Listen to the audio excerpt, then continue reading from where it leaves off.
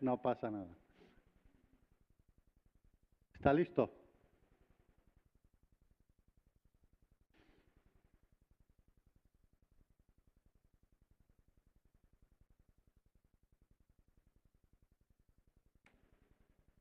Bien, pues nada, lo que decía que... As I was saying, welcome everybody and a very good morning. Thank you for being at 9 o'clock in the morning, Saturday. Lots of young people getting up early, very encouraging. And as we know in rare diseases, the word rare has no negative connotation. It's just infrequent, unusual. There's a few of us, the chosen ones. It's better to group themselves because we're stronger united. So we have Monica Rodriguez from the Spanish Federation. I will give her the floor to speak on behalf of the Federation. Hola, buenos días a todos.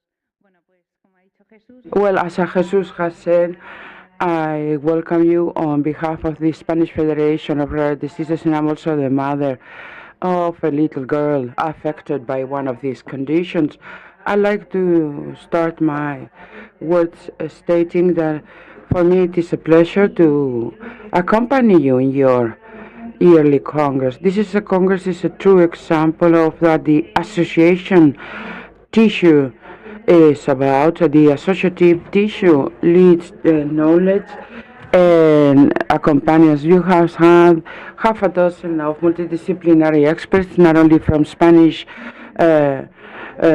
borders, but even beyond and far away. So congratulations. We really have to congratulate you, and especially you as president of this association, to welcome all these families with the rare disease. Thanks to the strength and great work of more 2 decades in this area in FEDER, we were 7 associations, and now it's more than 400.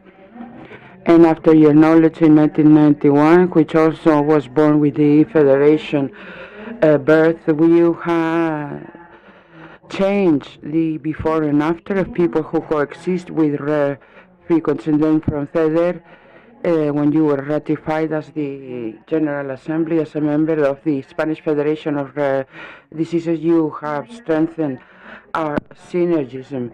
It's a full decade where we have carried the projects and services provided to people with rare diseases. Historically, as it was before and after the pandemic, we have been the reference and specialized services that try to support the family that's in a situation whilst there's no treatment or cure. We may have a therapeutic approach to slow down the advance of the disease. We provide services as experts in the approach to these pathologies, and because of its need of the collective group, unfortunately, the central administration offers only partial services because they're broken down, because they need higher specialization. And it's a true example. The associative tissue is fundamental because the difficulties that we saw on an individual basis, now we're facing them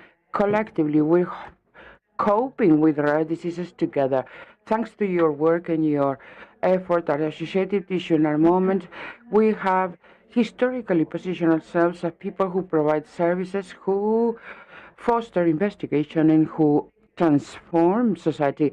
We provide services because we complement the administration's actions, because we provide direct attention from the FEDER with orientation and guiding, which is called CO service, which is one of the integral lines of attention in rare diseases in Europe. In the last year, we have provided services to more than 5,000 patients. And in associated terms, we are the umbrella entity for 400 people, more than 100,000 enrollees. And we try to help them, strengthen them, help them to become professionals so that on a joint basis we can analyze what is common to rare diseases, and individually we trying to give an answer to the different conditions. We foster investigation, the development of registries, clinical trials and developments. In our case, 2006, we created the foundation. The FEDER Foundation was created for research, the improvement of the people and their families who live with the disease, with support in any time of all kinds of research projects and the dissemination of scientific knowledge concerning the disease. And for this, we have public campaigns of awareness and underscoring the importance of researching on rare diseases, the support by our yearly scholarships and synergisms and alliances which are promoted with the involvement of the patients in the investigation process.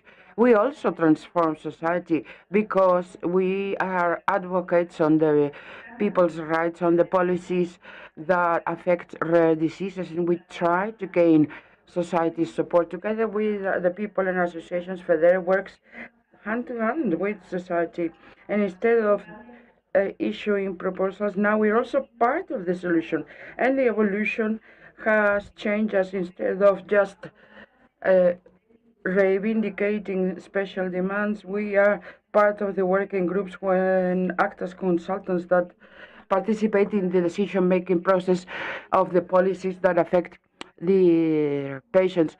FEDER is representing at the Ministry of Health the patients' associations and with the voice of rare diseases. If the National Ministry of Health decides XIII as a program, they called on us to counsel and to know about it, so the rare diseases are deciding. So we're involved in it.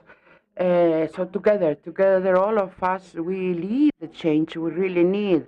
That's why I have to thank all the people accompanying us in the fight against rare diseases and the healthcare and researcher professional, because your willingness is key in advancing knowledge of rare diseases, because you work besides the patients and because you make possible the advances as you will see today. So, thank you very much.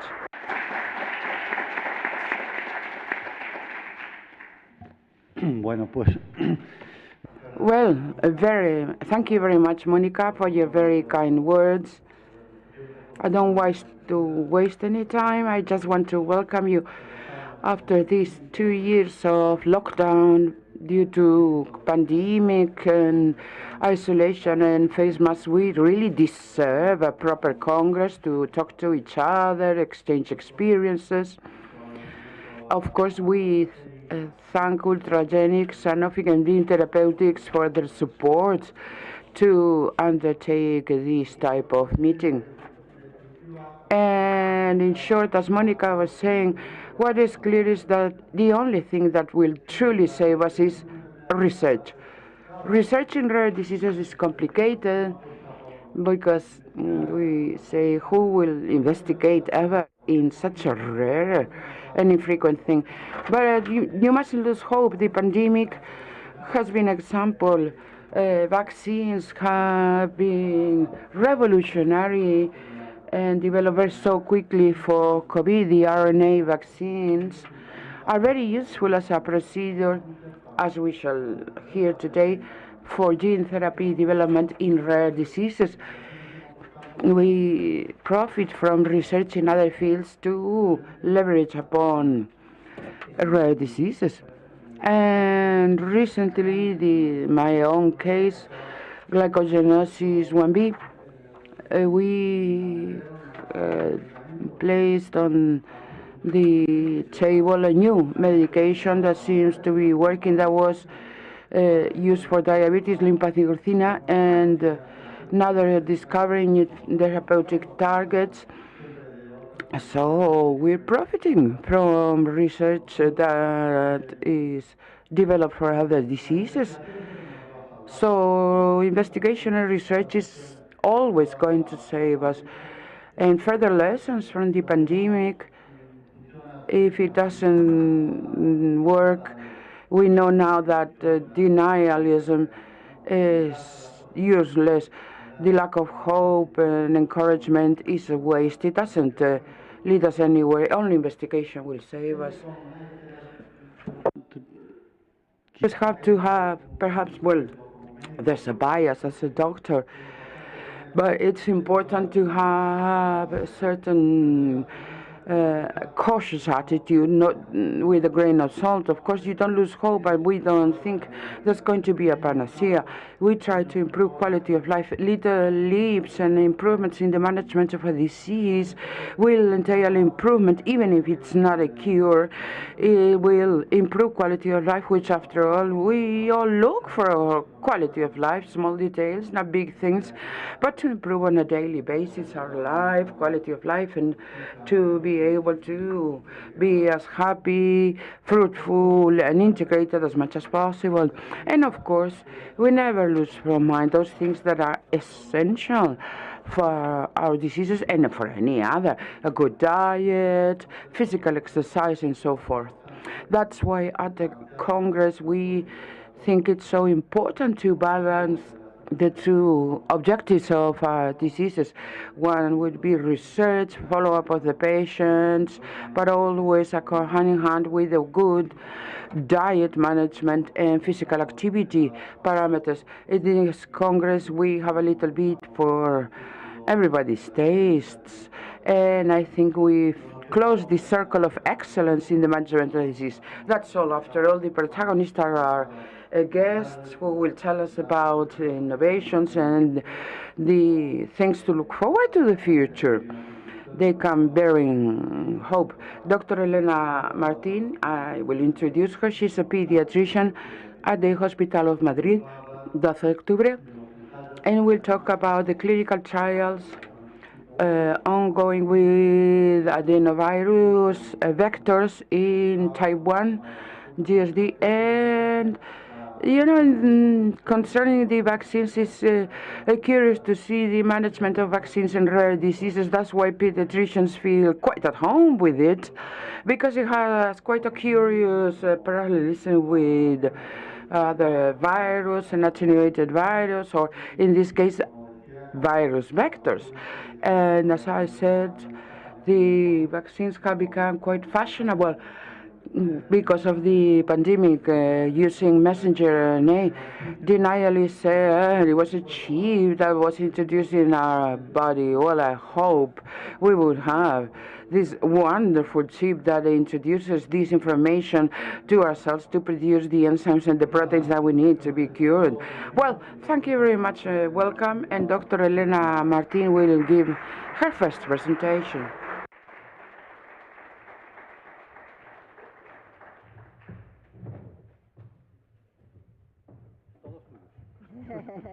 A ver si voy a poner esta y ahora ya.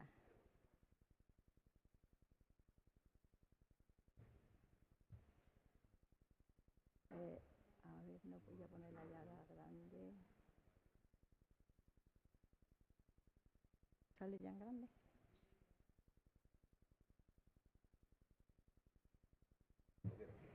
Vale.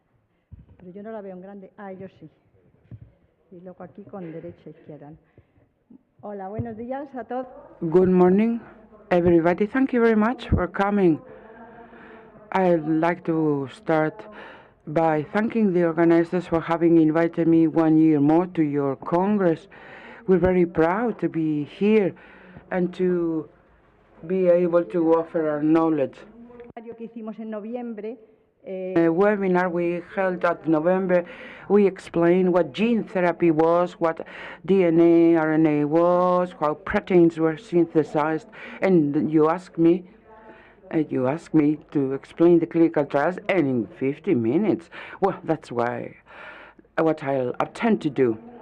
We also have Dr. Morales here, who is the specialist in adult who follow-ups on our children when they make 18 years of age. And she's been participating in all clinical trials at our hospital. Now, to see the trials we have at any diseases, the page on clinicaltrials.gov, where you have them all.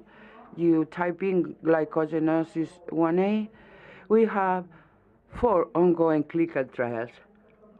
The first that you see here We have as promoter Ultragenics and the protease adenovirus 8 DTX 4001. Ultragenic is a biopharma company, quite new, 2010, for the development of new therapies for rare diseases that don't have an effective treatment and to cover unmet needs. This product, DTX41, is an associated adenovirus of serotype 8, which means hepatotropism. It reaches hepatocytes at the cells where it synthesizes the cell that these patients are missing. This adenovirus does not replicate or recombine. It's safe. It will not undergo recombination with the patient's own DNA, and it doesn't affect at all the rest of the genes. So this adenoviral vector takes the DNA to hepatocytes, and then later it will lead to the synthesis of glucose 6 phosphatase, which is what they're lacking of. All cells have the mutation, of course. Nevertheless, adenovirus only will correct a few cells, not all of them. It is delivered in a single dose with IV perfusion and can only be given once because afterwards you generate antibodies against it. Here are the clinical trials. It's closed already. The phase 1-2 open label safety. Phase 1-2 trial means it's the first time it's done in humans. These phase 1-2 trials are approaching safety, that it's good, been beneficial without adverse events, and to identify the effective dose. And that was the aim. 12 patients participated. One of them was Spanish, and it was an open study, meaning that they all received the treatment. It started in 2018. We started with the paperwork, and we finished in November last year. 12 patients participated, all of them adults. These clinical trials are always started in trials, and one of them was Spanish. They were distributed in 4 cohorts. The first one was treated with a lower dose than the others because it was seen that the best dose was higher, but to test it. And another difference between the cohorts is that in the beginning we administered steroids. When the virus comes to the liver and reach it, they give rise to a reaction, a kind of hepatitis inflammation as a defense mechanism. In the first cohorts, we administered steroids if the transaminases went up, and in the last one, they were administered on a prophylactic basis. The results haven't been published yet, but there's been a partial presentation at the Congress of the International Society of Metabolic Disorders in Fribourg last month, at the last of August, and we attended, and once it's public, I can tell you, of course. In this trial, we optimized the dose, which is going to be used in phase 3 trials, and it has shown a good safety profile. These 12 patients have been moved now to the second phase, which is a more long-term treatment, trying to ascertain efficacy and the duration of therapy. This work will be finished in 2025. As I was saying, in this phase 1, phase 2 trial, the most relevant factor was safety. There were very few adverse events. As an adverse event, anything that may happen to the patient is communicated. If they have an appendicitis, it is communicated as an adverse event. Everything happening, albeit not related to the drug. There's been a serious adverse events requiring hospitalization, 2. Lactic acidosis and 1 abdominal pain and a multi-organic failure. And the rest were all mild adverse events, and there was no discontinuation, no deaths, and these adverse events were not related to the drug, were other types of adverse events that may happen to all of us. As to efficacy, we have measured many things. mostly the reduction on the cornstarch that the patients need. This is cohort 1, 3.5 years already. We've analyzed this with some patients treated for 3.5 years. One removed the cornstarch, and 2 patients were able to reduce it vastly. Others had a slight reduction, only 2% as an average. The reduction in the intake of cornstarch needed was 73.8%, which is a very important reduction indeed. As to the number of doses of cornstarch, well, it was quite variable, and 2 patients, cohort 1 and cohort 3, were able to do all together without the cornstarch, and in other patients it was quite variable. Some kept to the same dose, but the majority decreased the number of doses. And then fasting time to hypoglycemia. Periodically, every 3 months, we do a fasting glycemia to see if they can bear a longer duration of hypoglycemia. This is the results in the first cohort, and they increased the duration. This patient only lasted 4 hours, and now 15 hours of fasting. Las horas que han aguantado. Estos son los de la corte. The patients and the fasting times, cohort 4 from 3 to 6 hours, 2 to 8 hours. There's been an improvement in the duration of fasting. All this data right now are quite preliminary data presented at the Congress. They have to be analyzed in depth, and they have to be published. As the conclusions, they thought that the safety profile was good and similar in all patients. There was a clear decrease in the dose and the amount or a number of doses of cornstarch that kept up to the 2nd and 3rd years. The majority of the patients reduced to half, and 5 of the 12 only needed 1 or 2 doses a day, and even some 0. Euglycemia improved and stabilized and increasing its duration. Fasting time to hypoglycemia improved significantly in some patients, although it was quite variable in others. The majority of the patients lost weight and could intake more natural food since they reduced the cornstarch, and they all improved in the activity and the severity score. Here is the second study that I showed. It is a long-term study. These 12 patients were further recruited into this. The first one lasted for 2 years. Now they go to the long-term study that will finish in 2025, obviously. There's no results yet. And this is the most important to be presented here. They're actively recruiting right now, okay? Phase 3 study.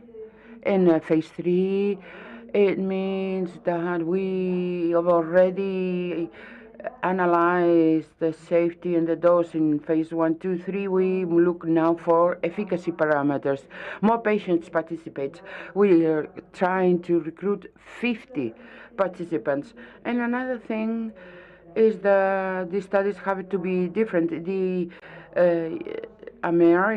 North American regulation, the FDA, demands placebo comparison to determine efficacy, so it will be a double blind.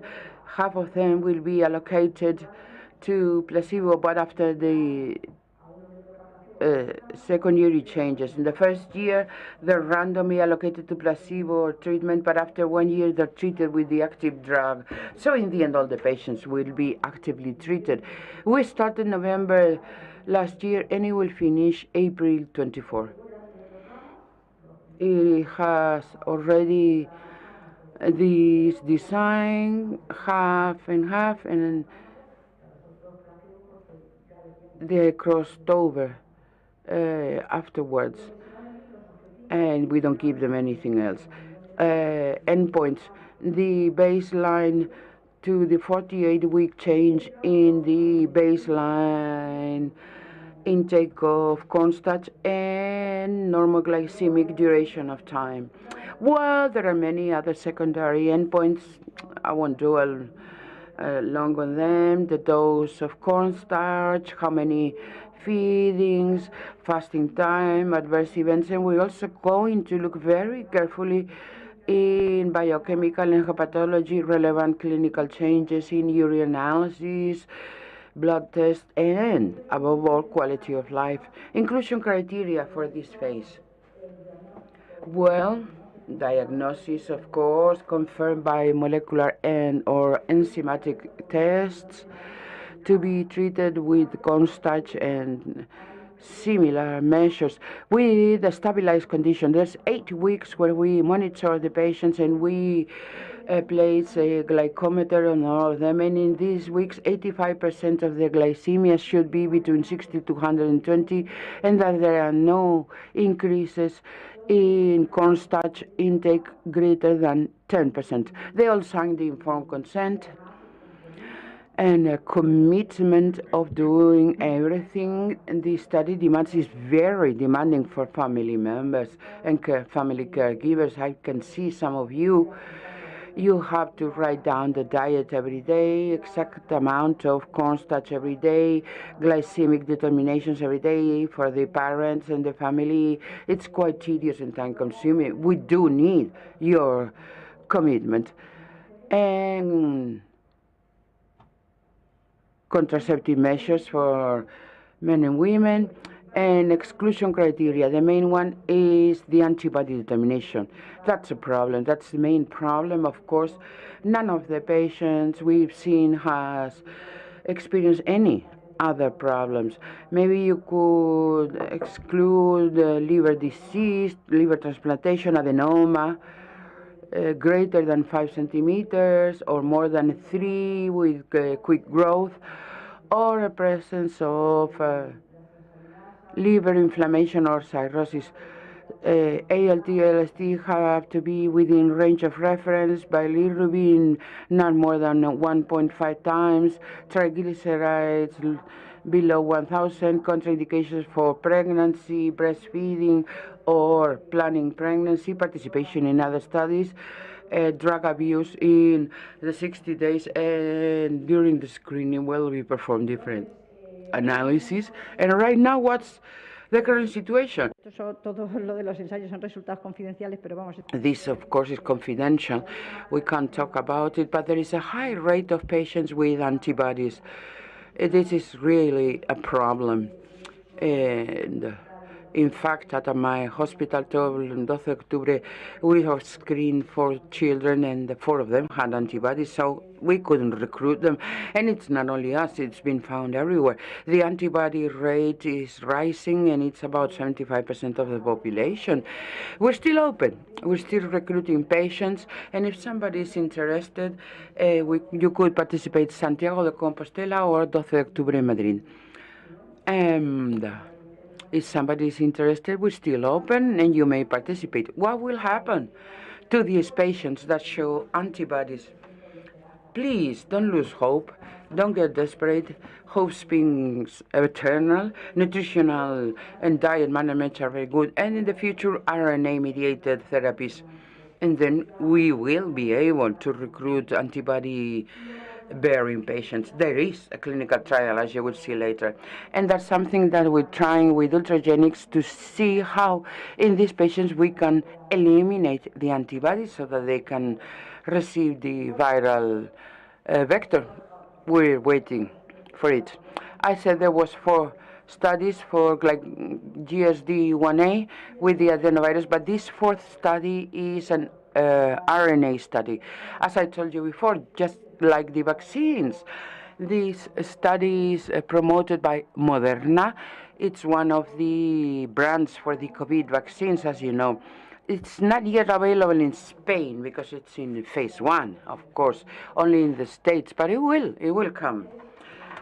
So, as I was saying, phase 1 is safety, the dose, pharmacokinetics, how long it takes to eliminate the molecule in the COVID vaccine. We have to revaccinate, as you know.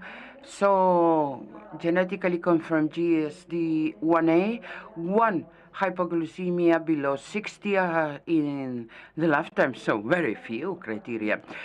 Well, the similar exclusion criteria, liver transplantation or hepatocytes, gene therapy, large adenomas or smaller with a quick growth, very similar to before. And what we have as an endpoint, we measure adverse events because it's a phase 1. We shall also determine pharmacokinetics and some biomarkers, the enzyme generation rate and its duration. And we will do analysis on hypoglycemia, time to fasting, the number and doses of the cornstarch feedings, and so on. Glycogenosis 3. GSD3, we have a study too with RNA. So this is the study.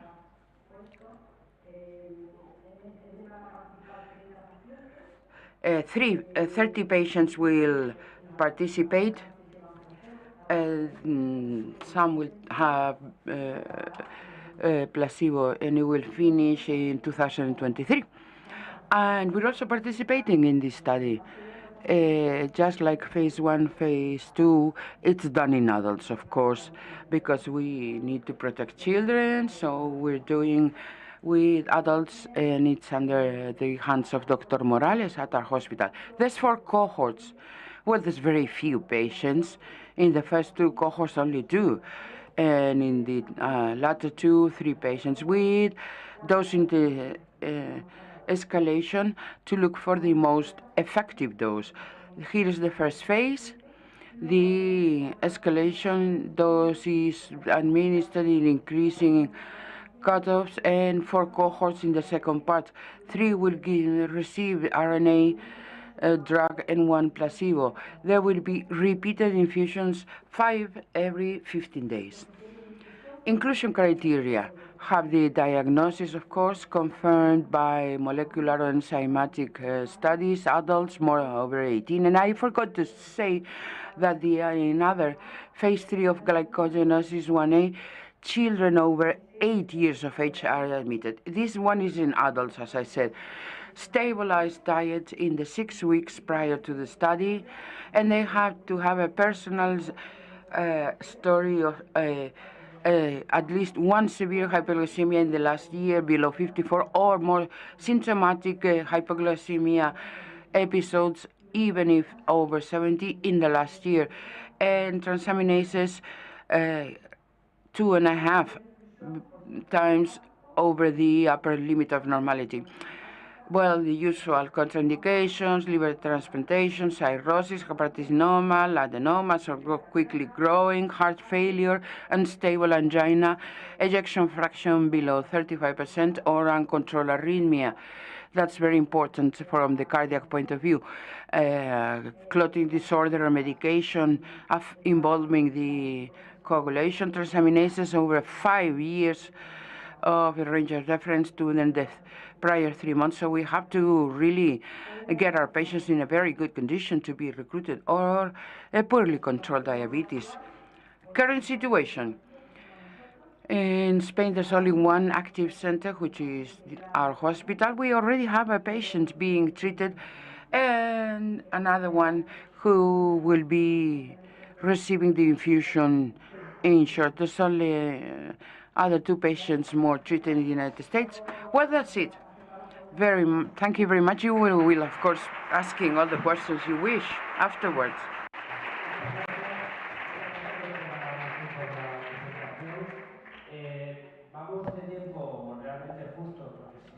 We are ¿No se oye? not running out of time, but we don't have too much time left. We have a series of discussions later on. I'm sorry the speaker is not using the microphone is not on.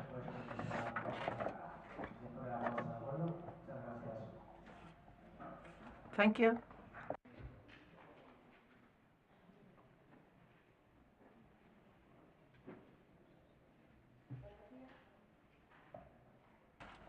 Microphone, please.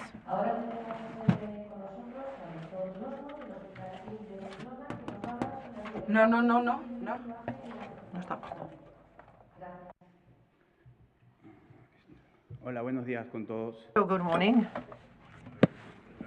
I'm Ricardo. I'm part of the team of Dr. Grau from mitochondriopathies and congenital errors in the metabolism. He was unable to come, but we've made a joint session trying to share some knowledge issues or droplets, as he said.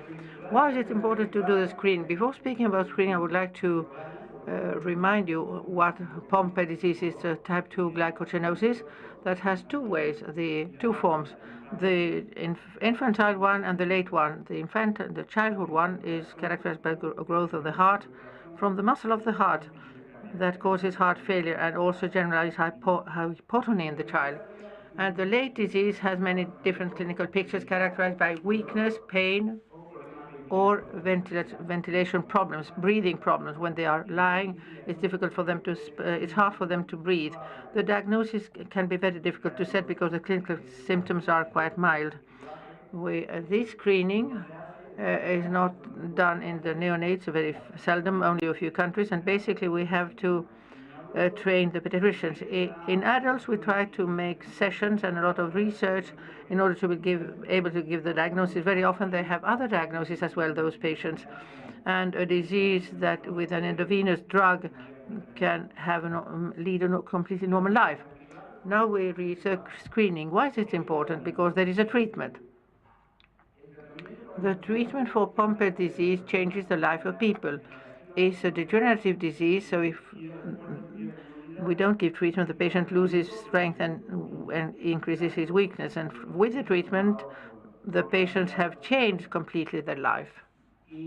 And although it is hard to believe, the Spanish Association of Pompe tells us that there are more or less 120, 150 patients diagnosed, but they reckon there are around 300, 400, even more patients with Pompe disease that have not been diagnosed. 1 out of 3 patients are with diagnosed disease. So 2 patients, 2 out of 3, don't have any diagnosis and could benefit from a therapy. These are quite important figures. Although there are only few patients where the drug is so important for those patients, it's very important to try to diagnose all of them.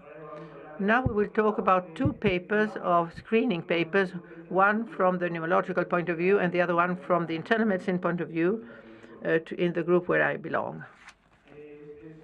This is a paper that is about to be published, made in Spain in 14 hospitals from June 2018 until September 2021, including the pandemic.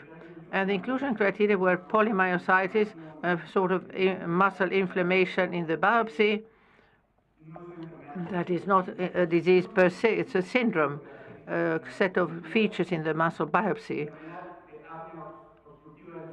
Sleep apnea obstructive syndrome, when the patients snore, it's very obese patients who snore, but when this happens in patients who are not obese, we have to think about other diseases. And high muscle enzymes. Juan Manuel mentioned that when somebody, not only we do have muscle lesion enzymes, but we also have liver enzymes. When somebody goes to the family doctor, sometimes it's hard to think that the liver enzymes can also come from the muscle. So although they are elevated in muscles, it includes as well the so-called transaminases. What did we see in this study? We isolated 325 people in those 14 hospitals, and we reached the diagnosis of 2 Pompe disease, 2 patients who had diagnosed Pompe disease. So it's better for the patient who went through many different services and departments and a long time without any diagnosis, and now he is going to receive a treatment that is going to change the evolution of the disease. And this study, that was not only to look for Pompe patients, but also other muscle diseases, we saw that we did 42 additional diagnoses, practically 10% of the patients, slightly less, and out of those 7 were treated. This is from the point of view of internal medicine. There is another screening study that made by CEPAR, the Spanish Immunology Association, the Pompeñol study in the 12 de Octubre Hospital in Madrid. It's a study that started in January and will end in 2023, looking for patients with respiratory neuromuscular involvement. I say it's a more respiratory point of view because inclusion criteria are more numerous, and if they are 3 out of 6, they are purely respiratory, and also functional tests when that decrease in the strength in order to be able to blow, an alteration in the gas exchange that has not been explained yet, and other criteria that we see more in internal medicine, the muscle enzymes that are altered, some imaging tests that show that the diaphragms do not work well, and a weakness that is characterizing Pompes patients in the girdles, both scapular girdle and girdle itself. This is a study that is ongoing now. We don't have yet the results. These are the 2 new things that we had to give from internal medicine for the screening. Summarizing these prior slides, or the take-home messages that we wanted to outline, is that the most important thing is the teamwork, pediatricians, internal doctors, family doctors. It's not important if you belong to one city or another. The important thing is to share information and share patients. It's hard for the doctor sometimes. There are criteria. It's important to have the screening because it is a disease that is underdiagnosed and has a treatment that can change the course of the disease. More internal criteria as weakness or muscle enzymes or more neurological criteria. So that's why it's so important to work as a team. And following the second part of this session was what are the news in the treatment. Today, September 2022, the most important thing is the treatment of Pompes disease that came out in December last year. It was the COMET trial. The COMET trial is a phase 3 study led by Dr. Martin, who has more patients. She has 100 patients. She is over phase 1 and phase 2, seeing adverse effects. It's a clinical trial. Sometimes we call it a trial, but in my country, it means that we are trying something. But study is a synonym of clinical study. In phase 3, in 55 centers in 20 countries, with 100 patients, more or less 50-50, with a new molecule, a new recombinant enzyme that is called aval glucosidase, that we will explain later, that looked for 2 things: the primary outcome or endpoint after 49 weeks, the lung capacity at the beginning and at 49 weeks, and then a secondary outpoint,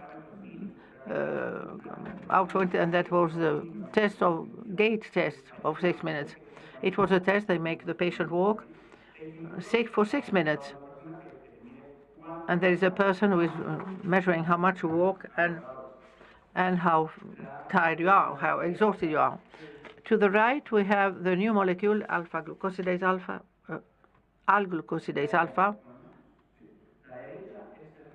This is the new molecule, and it has the new bond test sites, the red dots with green, and to have a greater interaction of these enzymes, the alpha-glucosidase, to be able to interact with glycogen, compared with the enzyme used since 2004, that is the L-glucosidase. This study, the 100 patients were randomized. They 1-to-1, one in one arm and the other in the other arm. Arm 1 is not placebo because there is already a treatment that we know that works. That is the L-glucosidase, and the arm 2 received the new treatment, the alpha-glucosidase, for 49 weeks, practically 1 year. And these were the results. The aval glucosidase had 51 patients and the standard treatment 49. The forced vital capacity that was expected was practically the same. It didn't vary too much, plus 2.9 in the group of aval glucosidase, the study drug. And the difference was that the patients with this new drug walked a little bit more, 30 meters. We have to put everything into context. 30 meters doesn't seem too much. But if we can analyze 30 meters is go to the bathroom without being tired at night, or play a little bit longer with your child, or go from the bed to the bathroom without getting exhausted. The adverse reactions were similar in both groups. The more severe signs in the control group, and basically These were adverse reactions type fever, rash, or and itching in the injection site. Some patients had to be hospitalized due to different problems, persistent ration or and another thing that happens is the presence of antibodies. Chronic, these are the drugs that are included in our body, they're chronic, and the body doesn't recognize them. It creates antibodies against them. In spite that both groups create antibodies, molecules that try to inactivate this drug, clinically it is not significant. If you see that the patient has more than 1,200 antibodies against the drug, it sounds terrible in the lab, but clinically it is not, doesn't seem to affect so much the patient. So what is the conclusion of this study? That is the newest thing that we have in this disease, was that there is a clinical improvement with the new drug, with aval glucosidase, that is the improvement in the respiratory function, in gait and functional resistance, clinical parameters that will be felt by the patients. And something else that is also important to share with the patients and the relatives is the administrative logistic part of the drugs. Now the medicine tends to what is called a fluid hospital to try to bring the medicine home to the homes of the patient. This is a study where they try to give the treatment endovenously at home. This is a study in the clinical hospital. They included 2 patients so that they had home therapy in Pompe disease. Sometimes we are afraid of doing that, but the first therapy is given in the hospital. If this is fine, a second one, and then they follow that at home.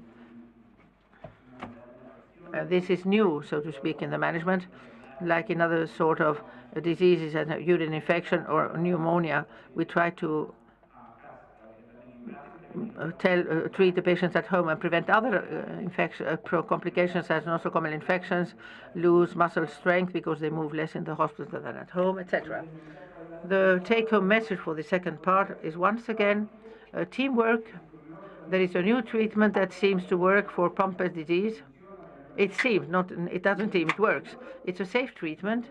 It has been approved by the FDA and a while ago by the European Agency of Drugs. And in Spain it's not yet approved, I believe. And the third message is drive the hospital to go to the home to the patients with these chronic pathologies, and that the patients can assume that and be comfortable with that. Well, we have done a lot to do. I wanted to share this sentence by César Vallejo. Oh, brothers, there is still a lot to do. Thank you very much.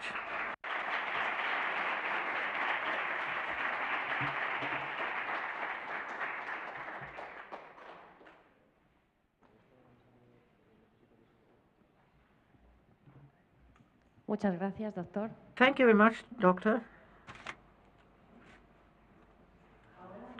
And now we will have a round table where they will explain the importance of nutrition and exercise in glucogenosis. As moderator, we will have Dr. Amagali Reyes from Children's Hospital of Mexico, Federico Gomez, Dr. Ulrike Steuerwald from the National Hospital of Faroe Islands, and Dr. Alejandro Lucia from the European University in Madrid. Thank you very much.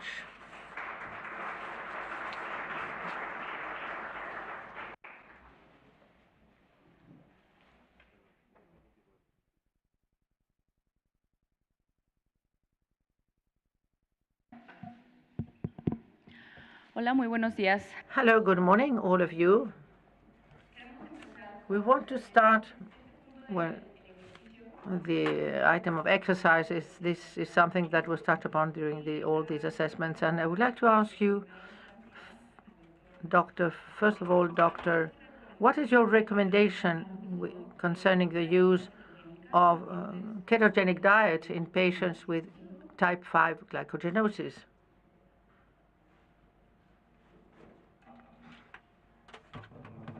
Hello, good afternoon to all of you. Well, as of today, there is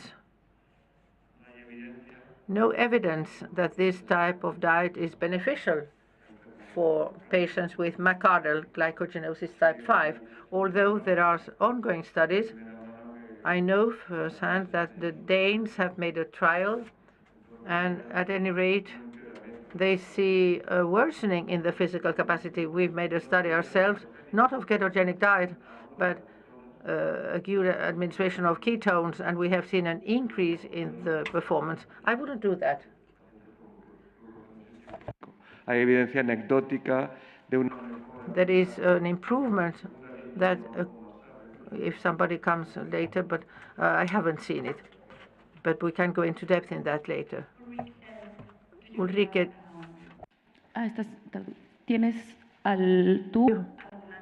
have you got some recommendation on ketogenic diet for patients with glycogenosis type 3? A clear recommendation, don't use it. And that's because the ketones in type 3 will irritate the liver, and you'll get much worse liver function. Not only that, the bones will suffer. You get very weak bones, osteopathy. We have seen, or we know from ketogenic diet, that it might give you troubles with the immune system, with the kidney function, all kind of things. And the ketogenic, if you use the ketogenic diet, you take away the best method you have in type 3A to control treatment. Treatment in type 3A patients is not only controlled by measuring blood sugar, because a low blood sugar will not tell you whether the patient got too little sugar, glucose, or whether it is a reaction to too much blood sugar, so too much carbohydrates. So you really need both. You need the ketones to come to a good control, and if you need ketogenic diet, you can't use the ketones. There is a kind of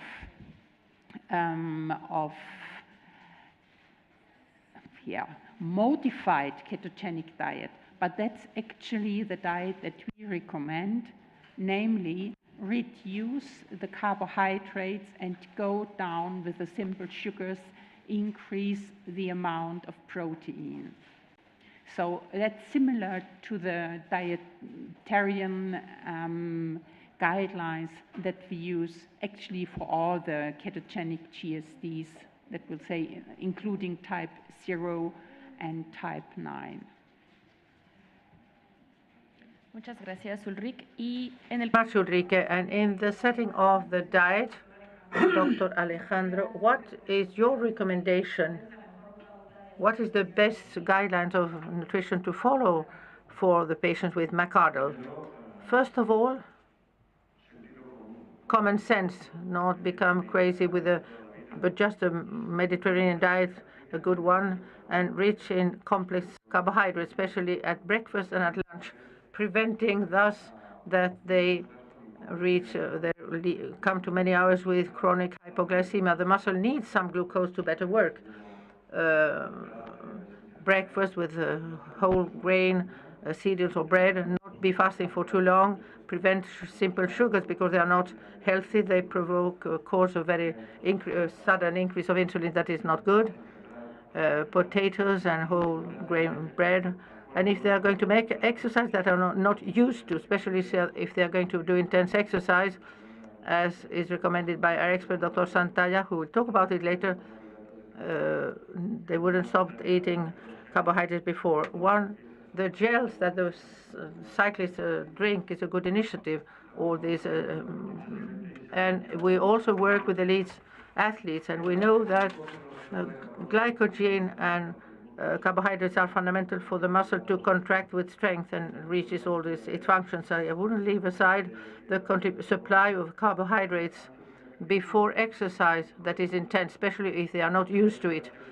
There is more evidence that the cyclists take 120 or 150 grams of carbohydrates per hour. So a person with myocardial doesn't have to do that, of course, but their muscles are going to be very happy and they will be grateful for that response. We have to have a balance. If you take too much hydrates and you don't burn them, it's not going to be good either. But in that case, in the setting of exercise, what is your recommendation as to the quantity, the amount of carbohydrates for the exercise?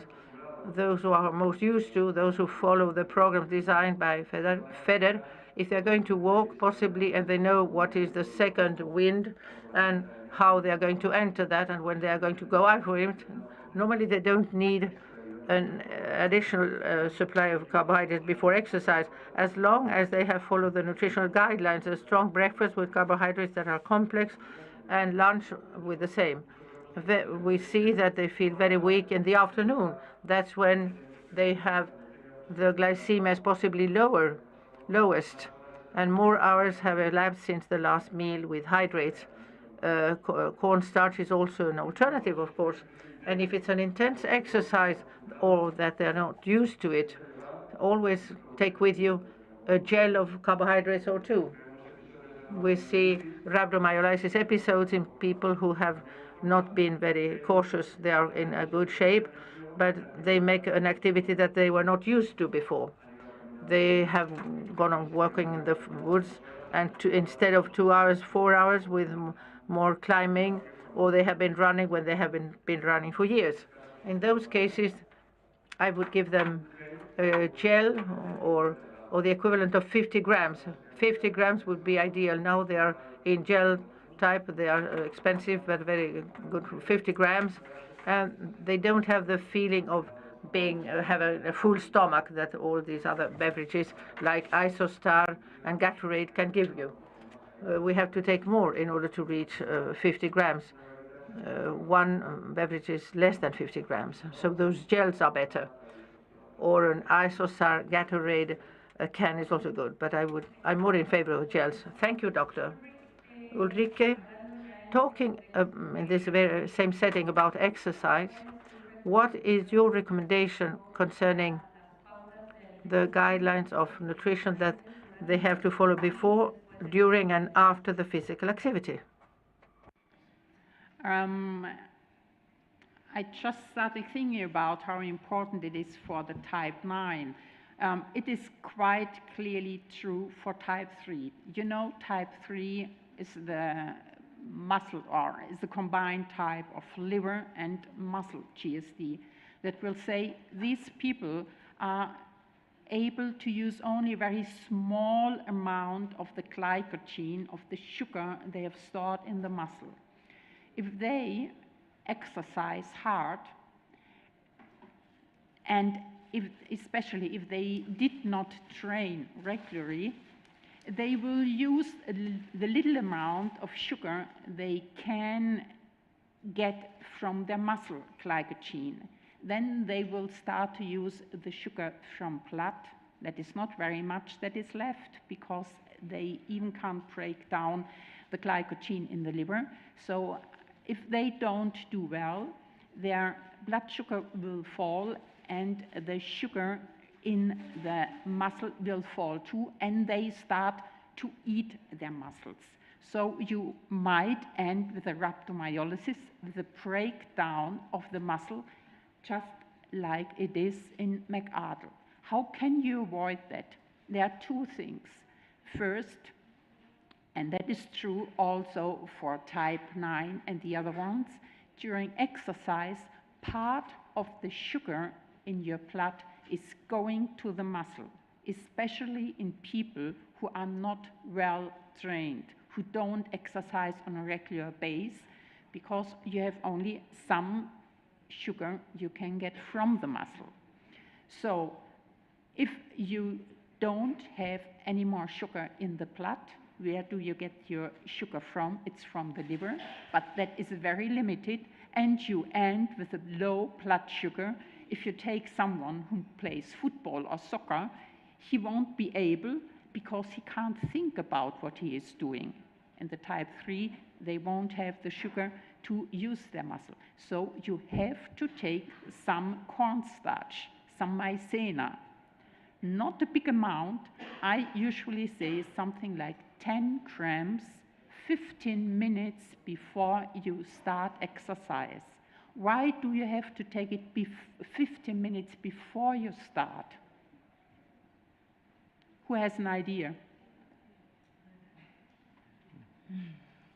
It takes something like 15 minutes until the cornstarch, that is a long chain of glucose, until the cornstarch starts to be broken down so that the sugar will arrive in blood. So 15 minutes before you start, 10 grams of cornstarch, and then for kind of security, another 10 grams of protein. All the ketotic GSD people are able to transform protein into sugar. So you have sugar for the brain especially, but also for the muscle that you can use if you provide those people with protein. The next very important thing is, if you stop exercising, the glycogen storages in your muscle are usually empty. How do you refill these storages? You take the blood sugar, the sugar that is still in blood, because the muscle will wants to build up the storages in the muscle. So your blood sugar will drop after exercising. So you have to get yourself best nice meal, not later than, let's say, 15-20 minutes after exercising. If you can't do that, I would recommend to take another, let's say, at least 5 or 10 grams of carbohydrates. Never go to bed without eating after exercising in a ketogenic, in a ketotic GSD, because you'll develop a very severe hypoglycemia later on. Next thing, you also should take some protein. And here I would go back to the 10 grams before exercising, 10 grams after exercise of protein. Why the protein? During the first 15 to 20 minutes after exercising, the perfusion of the muscle, the amount of blood going to the muscle is very high. So if you, because you have overdone the exercise, or because you perhaps went a little bit down with the blood sugar, if you want to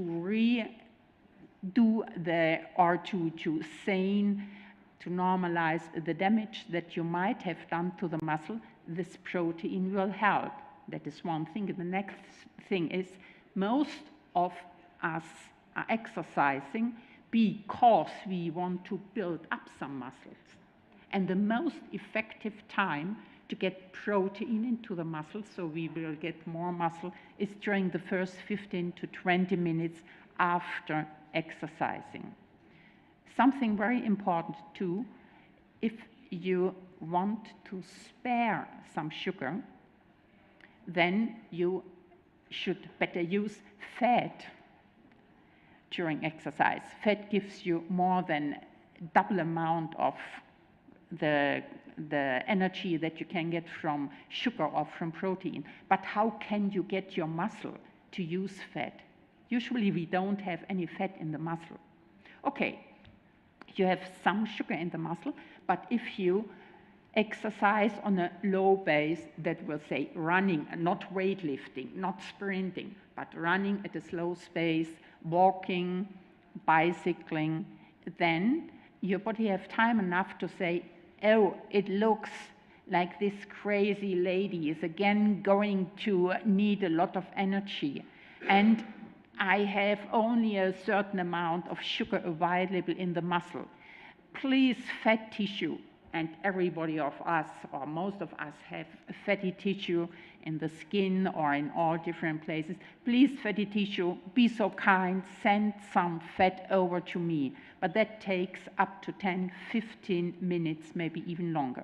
You can speed up this by exercising at least 3 times a week, and that should be for something like at least 20 minutes, because then the muscle gets prepared, the enzymes, the scissors, the stuff that you need to transform fat into energy. So 3 clear messages: before exercising, 10 grams of uncooked cornstarch, mainly for the brain, 10 grams of protein to safeguard a little bit your muscle.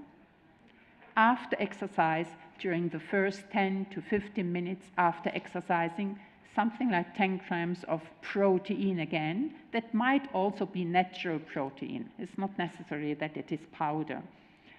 Nuts or cheese or whatever protein you otherwise meat otherwise will get, to build up your muscles, to repair your muscles, and exercise on a regular basis. That will help your body to really, to get fit. Excelente. Muchas gracias, Ulrich. Doctor. Thank you, Ulrike. And talking about the protein, what is your recommendation, both in the setting of the normal life of the patient with respect to the different protein supplements, and also during the physical activity?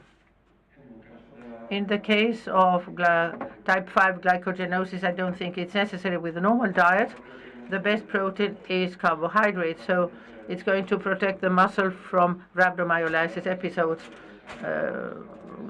Think about the Tour of Spain in bicycle. Think about the one that hasn't taken the corresponding gel.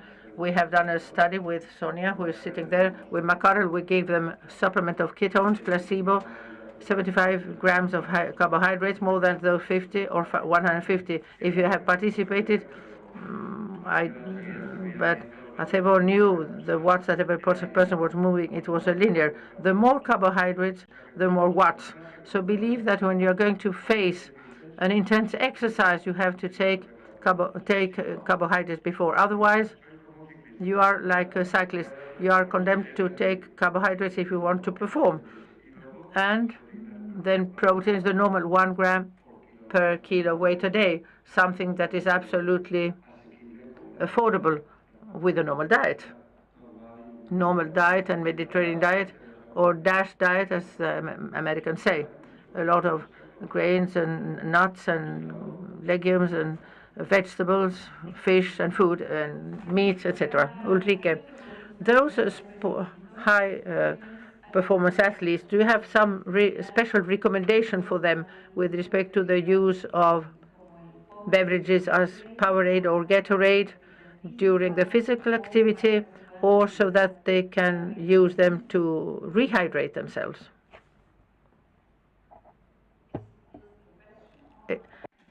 ¿Cuál es tu opinión? Your opinion concerning the use of Powerade or Gatorade, etc. That might make sense if you exercise for more than something like an hour, because that is not easy to cover with the cornstarch. Then you might want to sip some of, for example,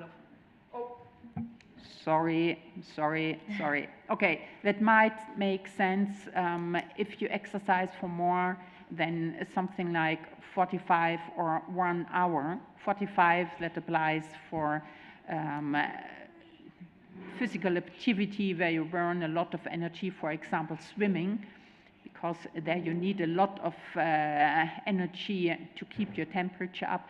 Then you might want to sip some Gatorade. Gatorade is a mixture of glucose and maltodextrin or Fantomalt, that will say a little bit longer sugar than the normal glucose, and electrolytes.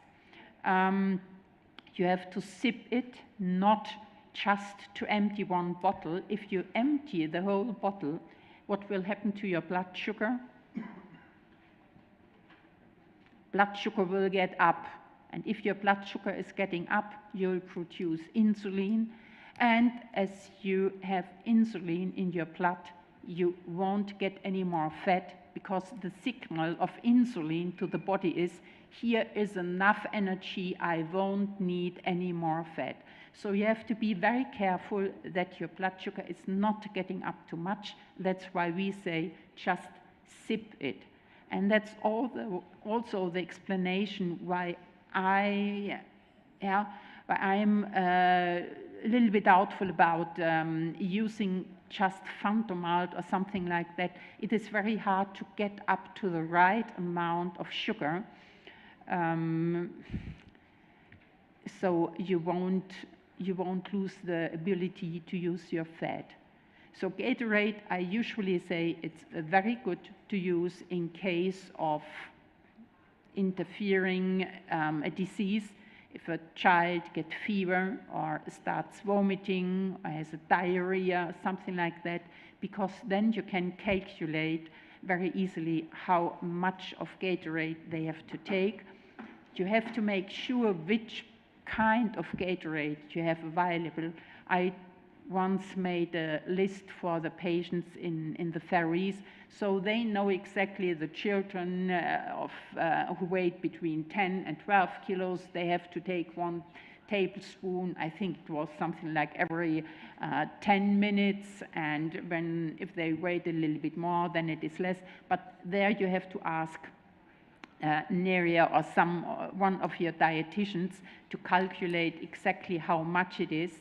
And with this solution, with the Gatorade Sport that they can get in the ferries, most of the kids are out of the hospital. They don't have to go to the hospital when they have high fever or when they are vomiting. So that's the situation when I recommend using a pre-mixed beverage of mixture of sugar and electrolytes. Excelente. Going over to the issue of the different supplements of vitamins. In both types, both in ketogenic glycogenosis and in type 5 glycogenosis, Dr. Alejandro, are there any special recommendations on the use of multivitamin supplements? I think that more or less the same in other persons without myocardial disease.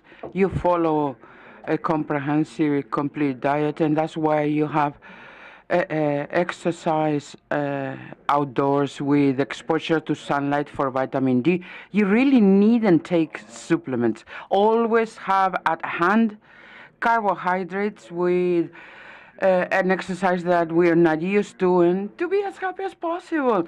In myocardial disease, Alfredo and I have been lucky enough to know many patients. It's not really a disease. It is just an idiosyncratic condition. You just be careful. Do not get your muscles without a sort of constant or semi-constant carbohydrate source. No famous diets or the new gurus and the new fads are not appropriate. This intermittent fasting or ketotic diet, I'm sorry, not Mediterranean diet. That's why in Spain we have so many centennials, right? Ulrike, what's your opinion on the use of vitamins and these kind of supplements in the patients? About vitamin D. You need vitamin D in all the hepatic GSDs. Vitamin D that you produce, you can produce vitamin D yourself, but it has to be activated through sun that reaches the skin and through the liver. And your liver usually doesn't function, even if you have normal liver numbers, usually doesn't function optimally.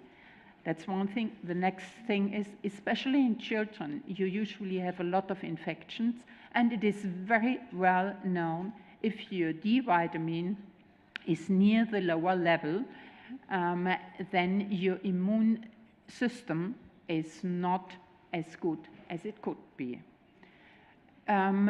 if you want to know the German recommendations for D vitamin, they just did a study to figure out, do we need vitamin D in Germany? Yes, we do. You know how many hours you should be outdoors on a normal November day to get enough, to be able to produce enough D vitamin while you have a healthy liver? Who can guess? How many hours do we have outdoors to get enough sun, strong enough sun during winter time? Any guess? 5 hours, 6 hours? In Germany or in Spain? In Germany. No, 34.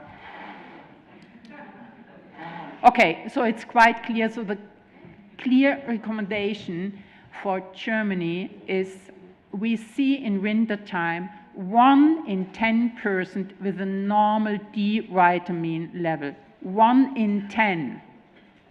All the other ones lack D vitamin. I guess from my experience here that it is maybe a little bit less here, but everyone needs D vitamin at least from sometimes in the end of September until sometimes in the beginning of April if you want to get all the benefits from D vitamin. About the dose in normal people who are older than 2 years, it is 800 units. In those with a liver condition, you have to go up to 1,500 or 2,000 per day. With this, I never saw anybody to end up in the toxic area. D vitamin, especially in the adults or overweight adults, you need even more. Why is it very important for them? Low D vitamin is clearly correlated to development of type 2 diabetes. Nobody wants that. There is strong indication that low D vitamin is correlated to depression and Alzheimer.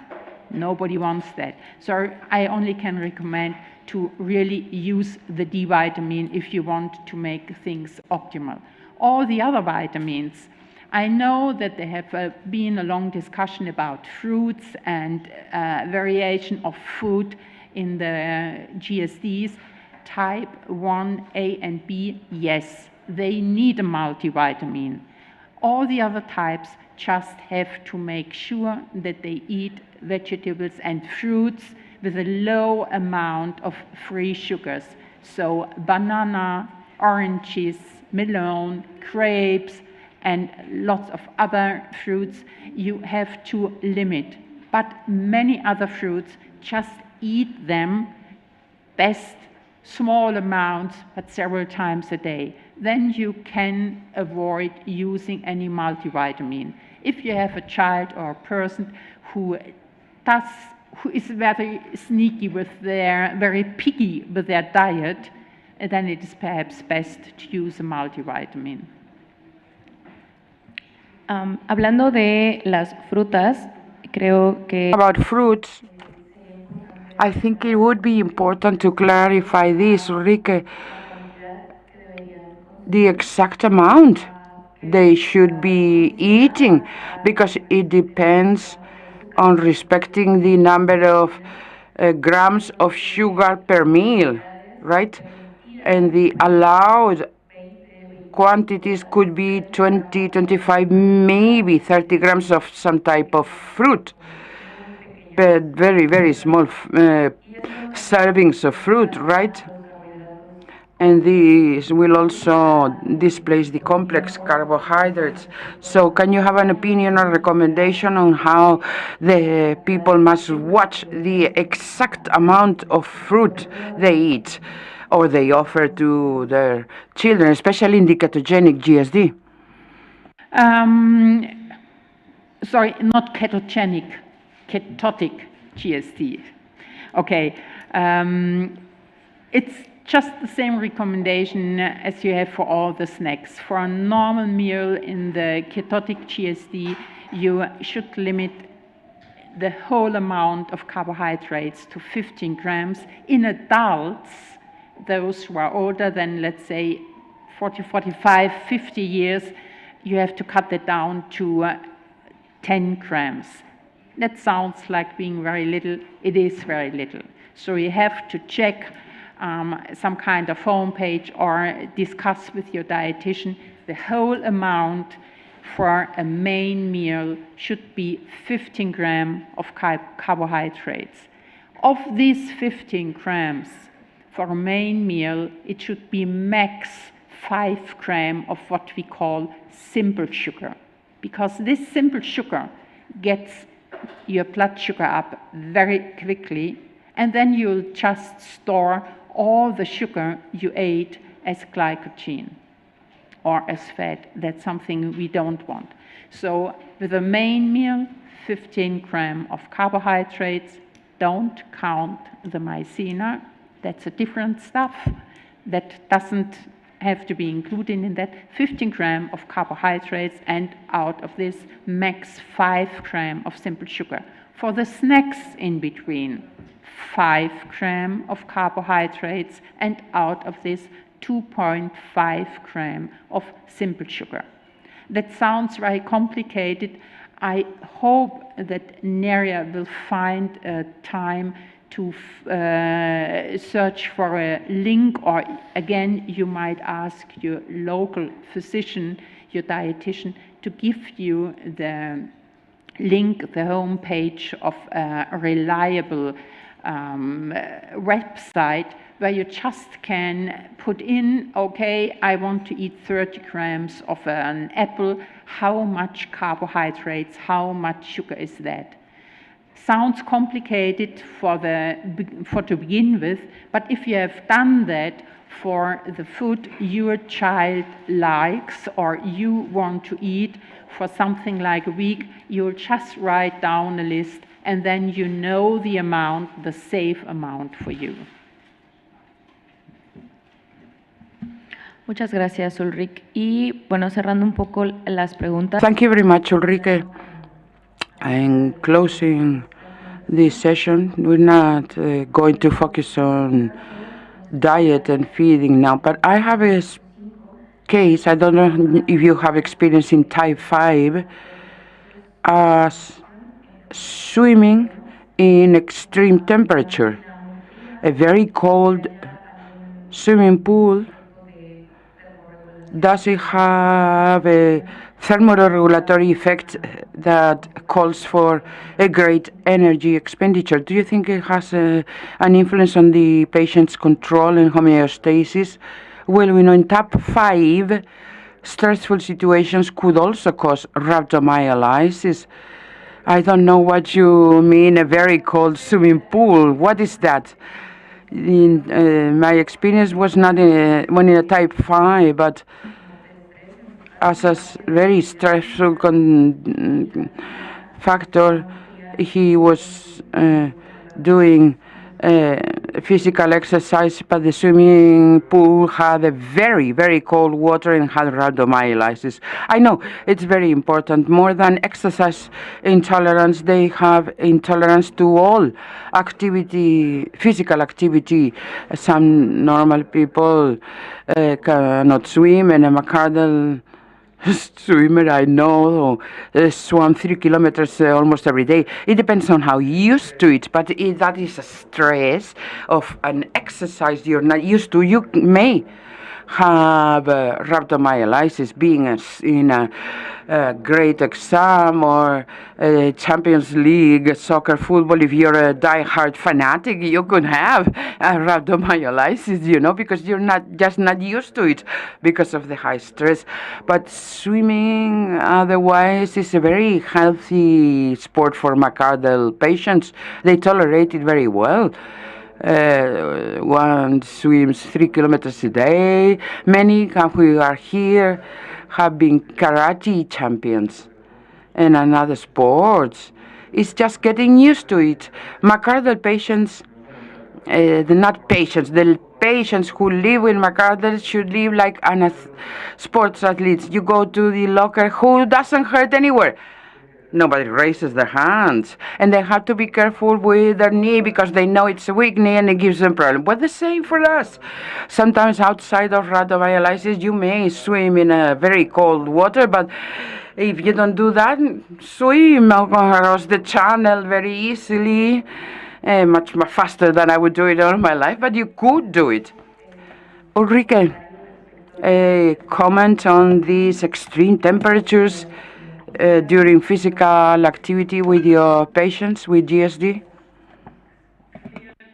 Clearly, you might evoke rhabdomyolysis if you need extra energy, especially in type 3A, because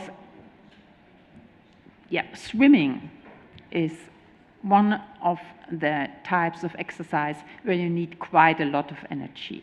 And in cold water, you have to try to keep your body temperature up. That will say you need the sugar that you have in the blood to burn it to keep the temperature up. And if a healthy person is going into a cold pool or is just going outdoors in a cold temperature, you know that we start to jitter. And that is just the muscle, and that is too much, and you might easily evoke a rhabdomyolysis, a breakdown of the muscle by doing that. Otherwise, I would say, I only can underline what our colleague said. Also, the ketotic GSDs, I usually tell those patients, you are not a patient. You just have a special condition, and you have to learn to read your body. You have to learn what is good for you and what is not good for you. I'm nearly scared to tell you that those crazy kids from the Faroes, they do all the things that you are not supposed to do with type 3A. You have weightlifting people. Weightlifting is one of the exercises where you need a lot of energy in a very short time. They have completely normal muscle enzymes because they started slowly. They are running, they are hiking, and they have very steep mountains up there without getting any problems. And that's because if they are exercising regularly, that's a little bit different to the McArdle, they have trained their muscles to use the fat. So most of them just don't feel any limitations up to the age here. The oldest patient that I see on a regular basis will turn 70 next year, completely normal labs.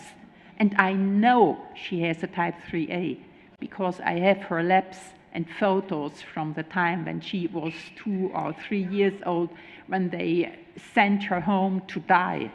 She's nearly 70 years, but she just learned, what can I do? So she, at the moment, is working at least something like 3 or 4 kilometers at a moderate pace each day, and that works well. Bueno, creo que de manera general hemos tocado. Generally speaking, I think we mentioned the most relevant points that we consider during the evaluations, and we have dealt with some of the doubts or queries from the patients. Are there any specific questions from the audience? Do we have time for 1 or 2 questions from the audience?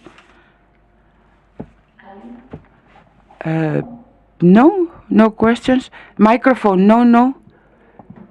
No, we cannot hear, por favor.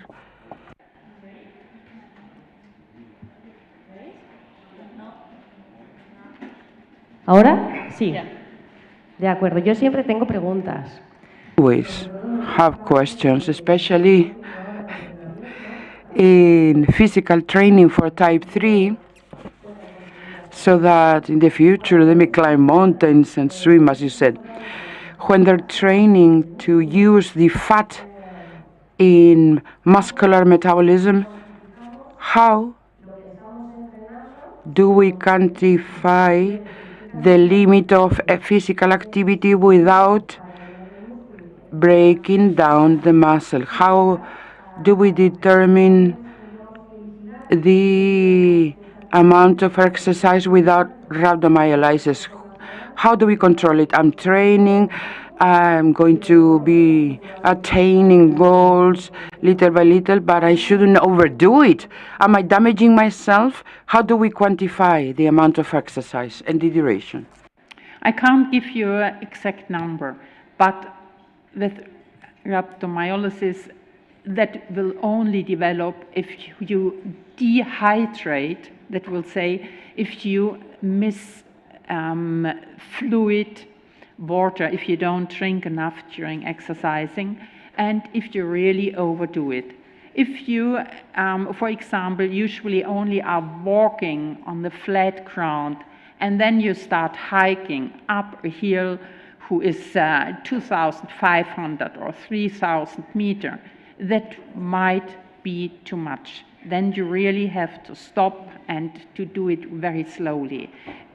In this, at this point, I again would compare it to the McArdle, because if you want to use some muscle regions, for example, your legs, and you never use your legs during a day, if you only exercise with your arms, then the body is clever enough to say, okay, for the legs, I don't have to provide these enzymes, these scissors, these substances that will help me to break down the fat. So you only will have the ability to use fat in the muscles that you have used on a regular basis. So if you walk on a daily basis, if you hike regularly, that should not give you a problem. But if you, as somebody who is bicycling, start to use your muscles in the arms, you well might get some troubles up here.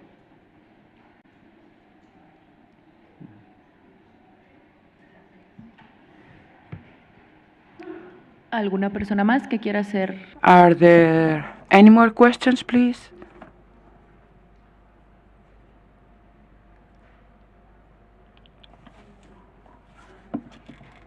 No.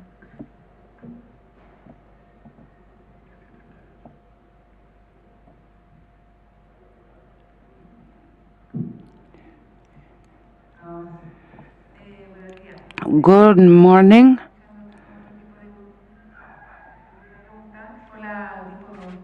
I'm asking about type 2.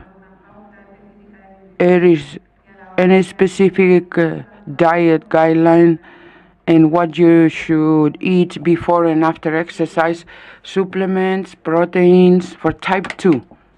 To make it quite clear, I know that much about type 2. So from the friends that I have with Pompe, I don't have any patients. I just know that they use a healthy diet, maybe not too much of the carbohydrates, and best with enough of protein. But really, here you have to go to the specialists. I know too little to give you good advice.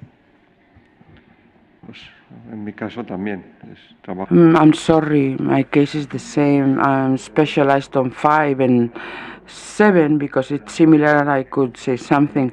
Type 7, there's nobody in Spain.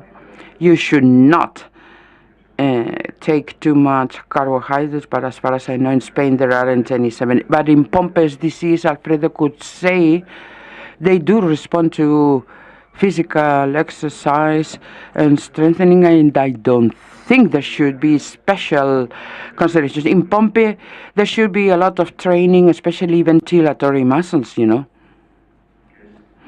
because that's another blessing for McArdle patients. For an unknown reason, you have perfect ventilatory muscles. It's the paradigm of rhabdomyolysis in type 5 GSD, the metabolic deficiency when you face something that you're not used to, but ventilatory muscles are spared, no problems at all.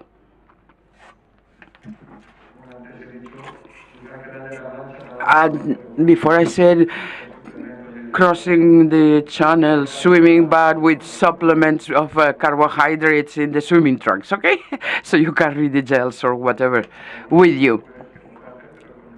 If somebody thinks of swimming at the channel, do it with the supplements.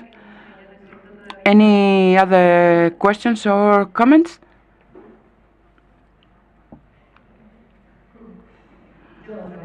Me again.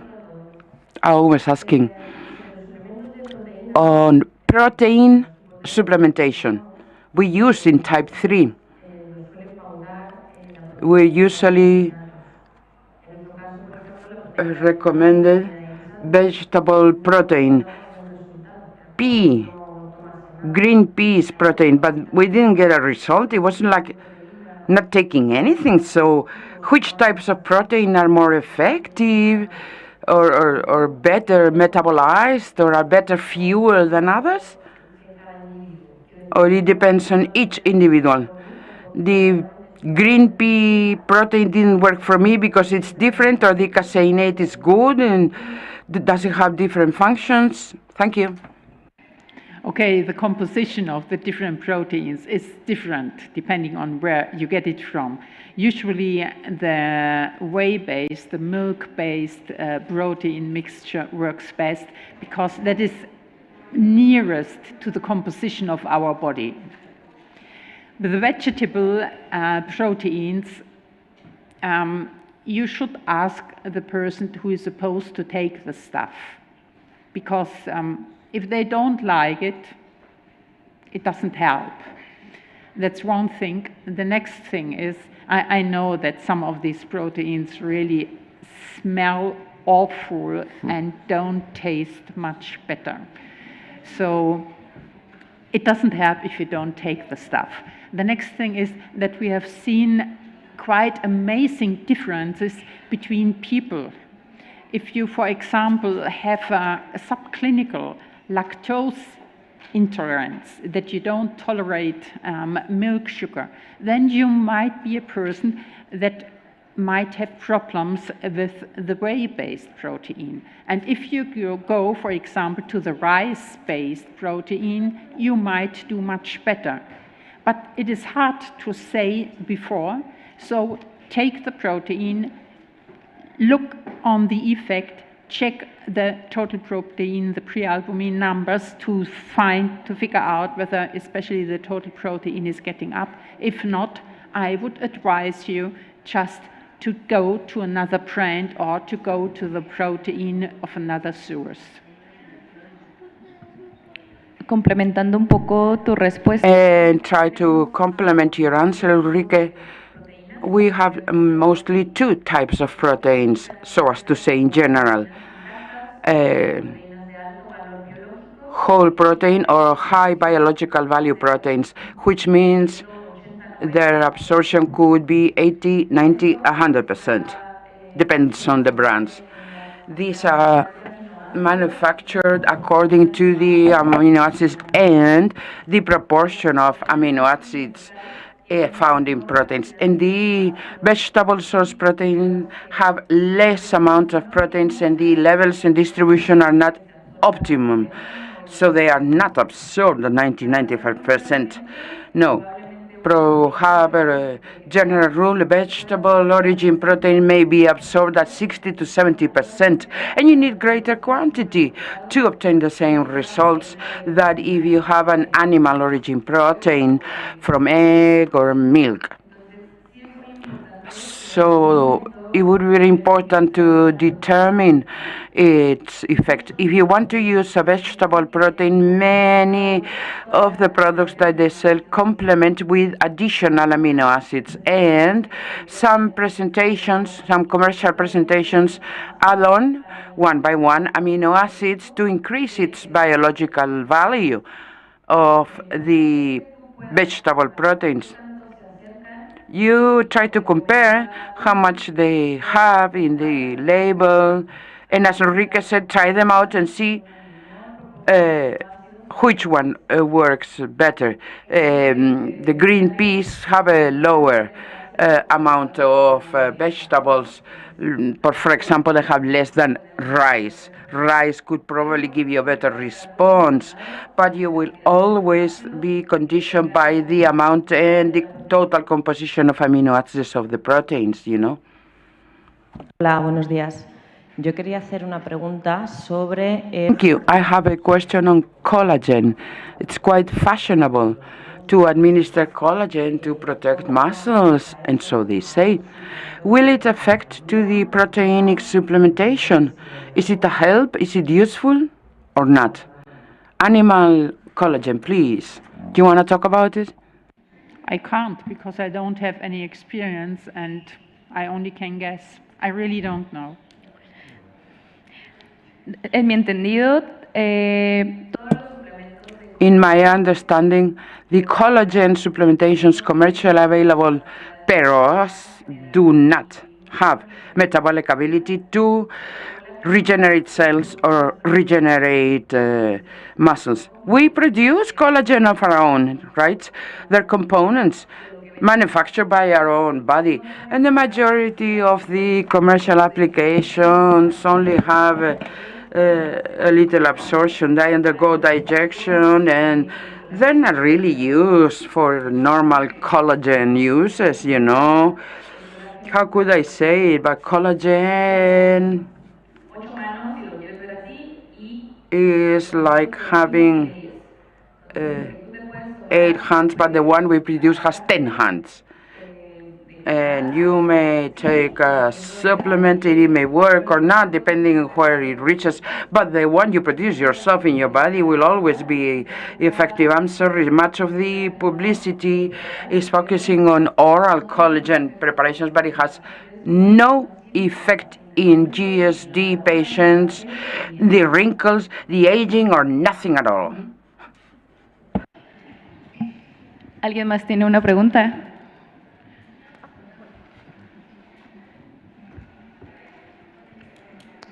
Sí. Bueno. Good morning.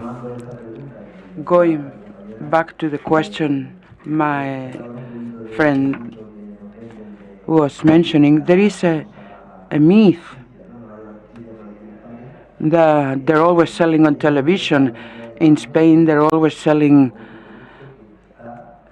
collagen, and they're also trying to sell magnesium. Is it useful or not? I guess the answer is similar.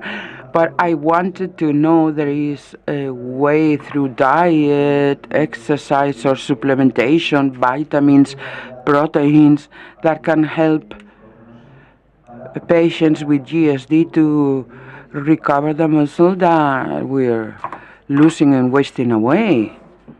Use it. Use the muscle. That's it. I'm sorry. If you want to have muscle regeneration, you have destroyed. Use it up.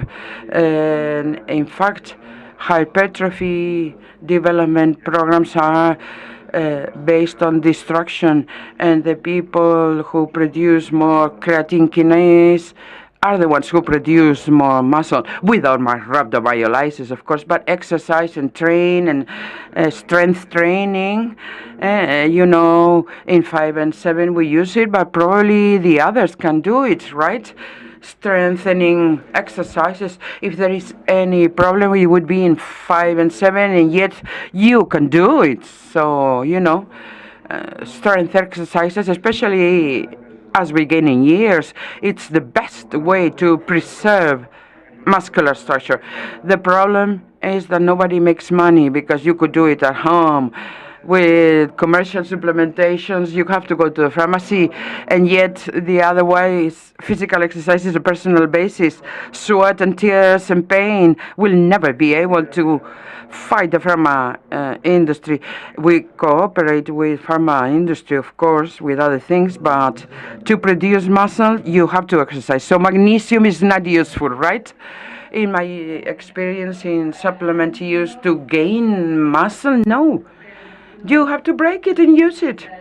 Use it, employ it, and exercise with that muscle. There's no silver pill. Oh, I'll take a magnesium capsule and I'll regrow a new leg. We wish we had it. I'm sorry, it's publicity, advertising. There's been recent studies associating magnesium deficiency with vitamin D deficiency. And those studies support what Ulrike was saying before of the effect of vitamin D, virtually everything, to favor muscular growth. But it doesn't mean that taking magnesium and vitamin D with exercise, you will regenerate the muscle. It doesn't work that way. Ulrike, do you have a comment as to magnesium supplementation? No, no, but otherwise, as for the muscle, I only can underline what Magali said.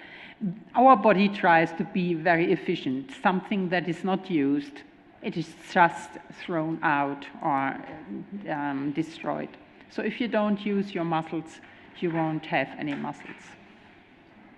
Y la buena noticia es que responde muy bien. News is they do respond to strength exercises. You know, muscles does respond. We're aerobic mammals. We have to perform aerobic exercise during all of our life, but muscular strength is no longer an evolutionary advantage. Very little exercise, we can always keep on gaining strength. We've had studies with 90-year-olds, and they did gain strength, and we gave them some paracetamol for the muscular pain, and so we went on and training and exercising and hypertrophying. Well, you do the same. I'm sorry, I didn't understand this last part on strengthening exercises in type 3. I didn't understand.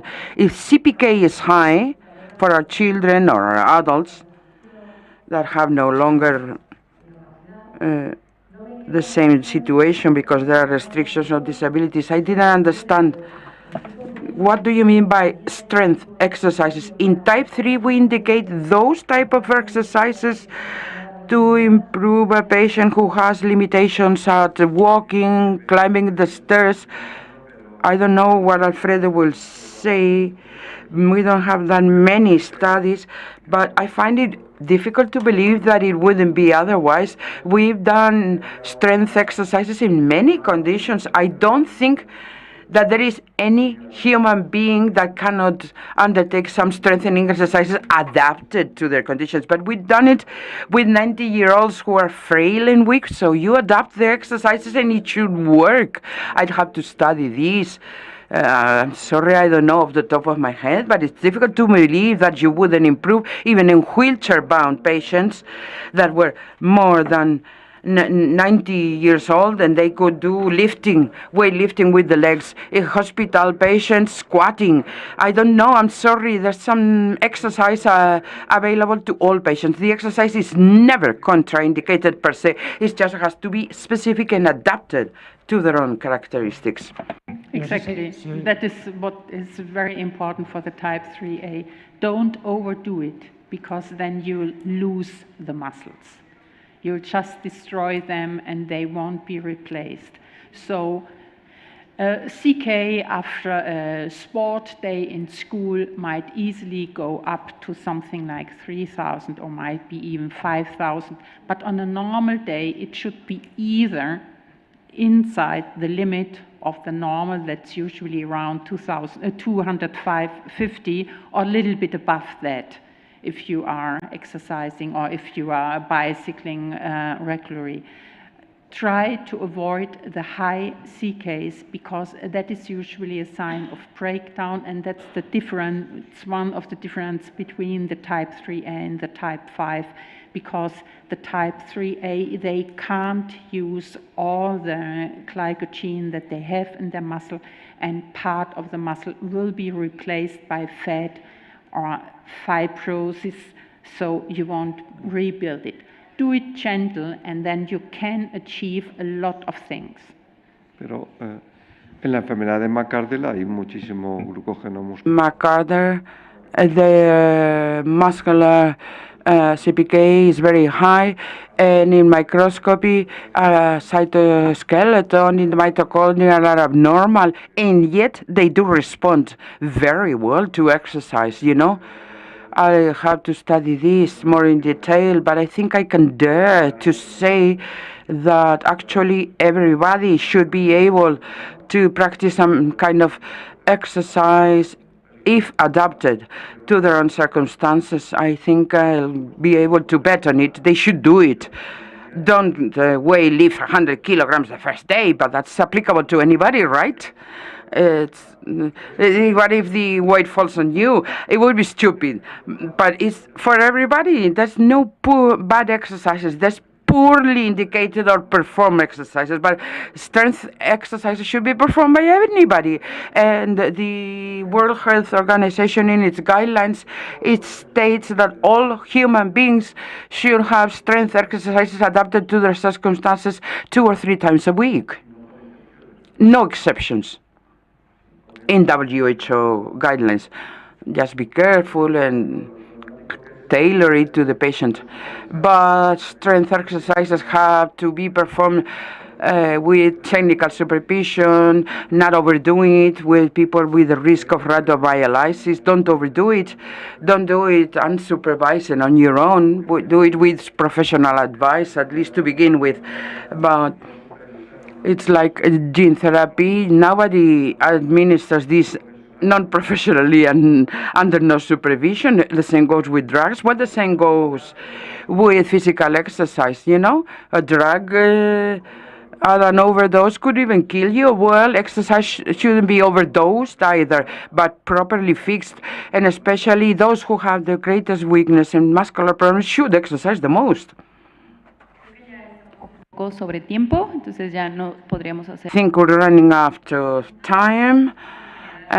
We have to close. In generally speaking, physical activity, exercises should be done gradually, under supervision, and adapted to the circumstances. Thank you.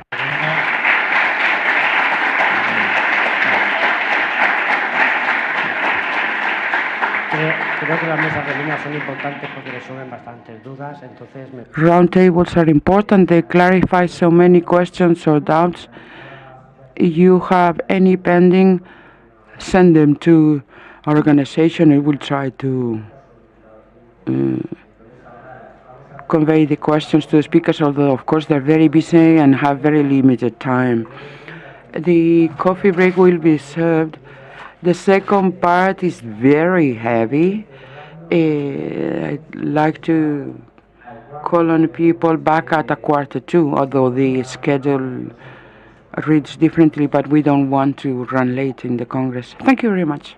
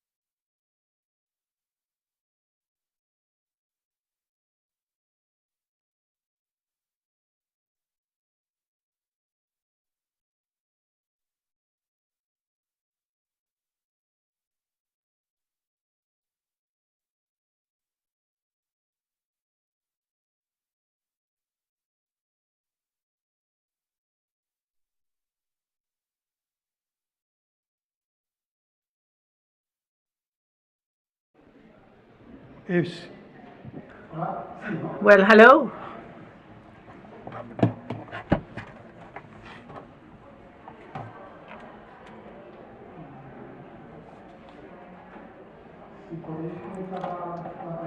If you can please connect the screen.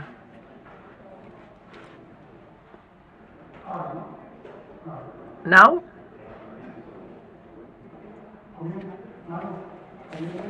Shall I start, Manu? Good afternoon. Good afternoon. How are you? Those of you who don't know me, I'm Alfredo Santalla, and together with Alejandro and many other people, part of them are in this picture taken yesterday, where we dedicate to, as it has been said this morning, not to cure, but to give a little help to improve the quality of life, in this case, of people with glycogenosis 5. The idea of this 35-minute talk, well, or a little bit more, is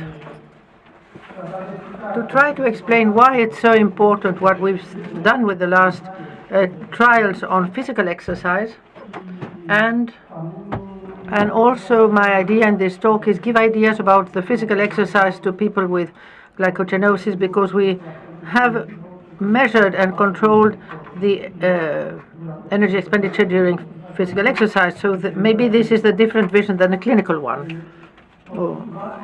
In order to set the stage, this is the membrane of the muscle cell. Here the capillary, here is the glycogen molecule that you can't degrade, and glycogen is degraded in different chemical reactions until obtaining molecules that enter the mitochondria, the aerobic glycolysis, and we take energy out of it. The cell is breathing, and some, very few, are degraded towards lactate via the anaerobic pathway.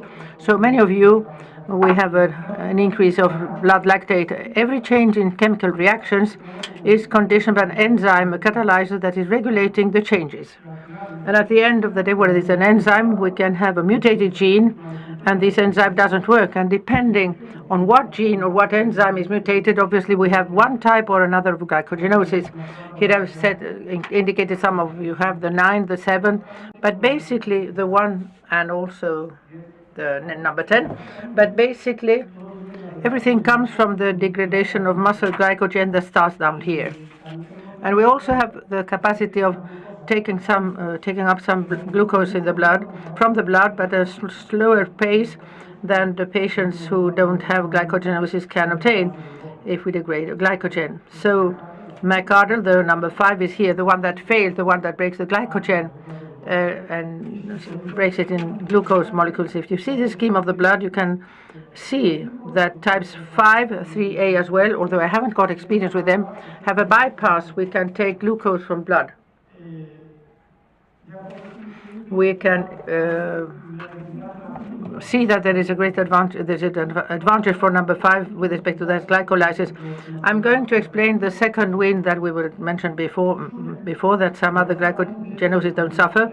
Basically, when a person starts walking, we degrade glycogen at high speed because we have activity of the phosphorylase, that is the one that breaks down the glycogen to glucose, and the myocardial don't have this activity, and they don't have energy for the muscle contraction. As in the first moments, the blood is not passing way through the musculature because the capillaries are not dilated and they are not hot. The muscle starts, it doesn't have enough energy, it starts working not up properly, it starts accumulating many metabolites in the blood, amongst them potassium, and this tells the brain that something is not working well, apart from pain, and the brain tries to tire us in order for us not to make exercise.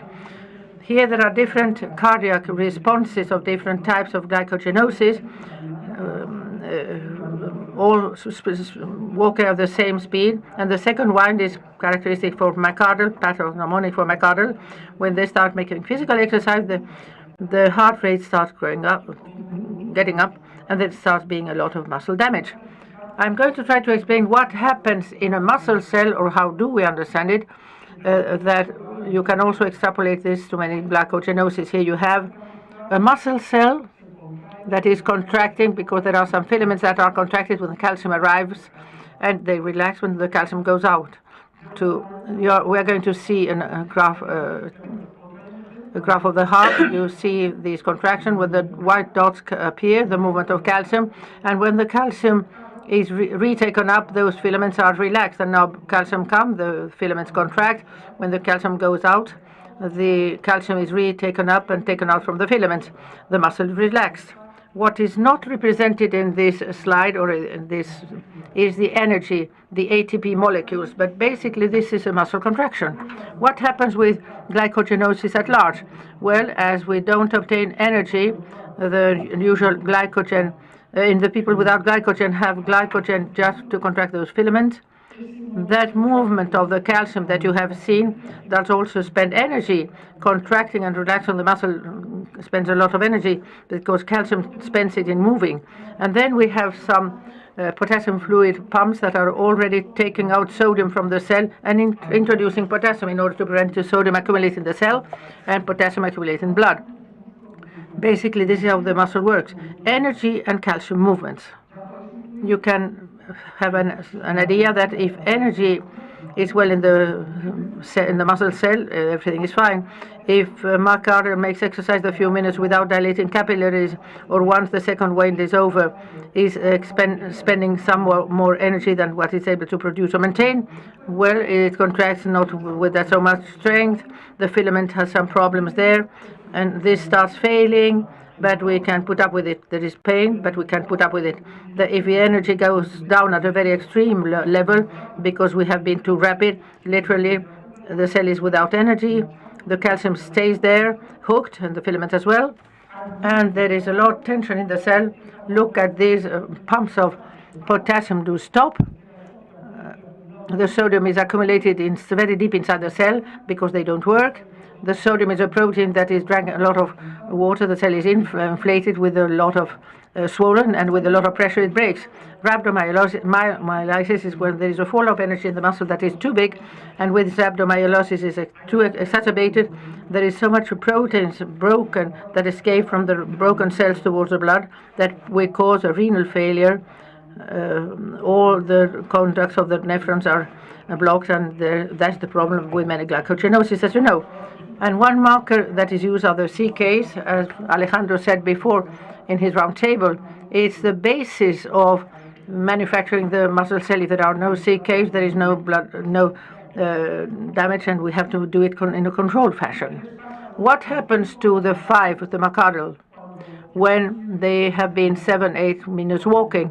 The muscle is becoming hotter, the capillaries are dilated, glucose and fatty acids are entering from the blood. The glucose can be used, I remind you, that is the glycogen to break it, what it can't do. And then we start having energy in the muscle. The level of energy goes up if they walk slowly. Then the muscle starts manufacturing more energy with the fat and glucose of what it spends with that speed that's walking. Everything is recovered. Calcium goes back to its place. The pumps start working again, and everything works fine. This is myocardial. The low heart rate, they detect there is no problem in the metabolized. The muscle pain disappears, and we can walk. So that's why this makes a limitation in the life of myocardial, and the physical teachers, if they see them at the beginning of the class, they have a lot of pain, but another day they see after the second wind functioning properly well.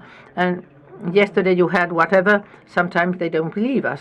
So now we dedicate to this for those who treat glycogenosis to raise the blood glucose so that the second wind is easier to cope with, have an increase of blood from the glucose to the muscle, and we play with all these factors. The second wind is in a constant phase at 6 watts, and what you see here in black is the heart rate without changing the load of exercise.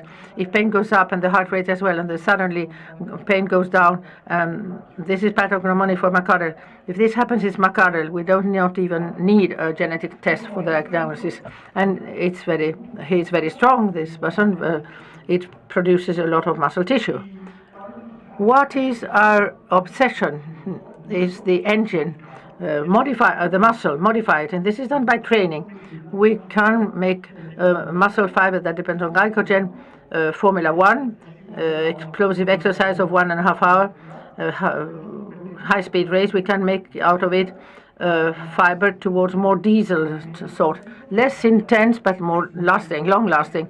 And where the problem is, diesel is the fat, the super petrol is glycogen. But this brand, or Audi with diesel engine, is wins the 24 hours of Le Mans. We can be much more fast than what we believe with fats being diesel engine. And to create that, what we do is that we design trainings in order to improve the amount of mitochondria in the muscle, to improve the amount of capillaries, more inclusion of glucose to the muscle, and we loading enzymes with enzymes. And the speaker this morning mentioned the amount, improving the enzymatic amount, because for this doesn't work so much in myocardial. There is no percentage, small percentage of activity, either it works or not. And we do that with exercise. And I would like to try to explain how our muscle works, a healthy muscle.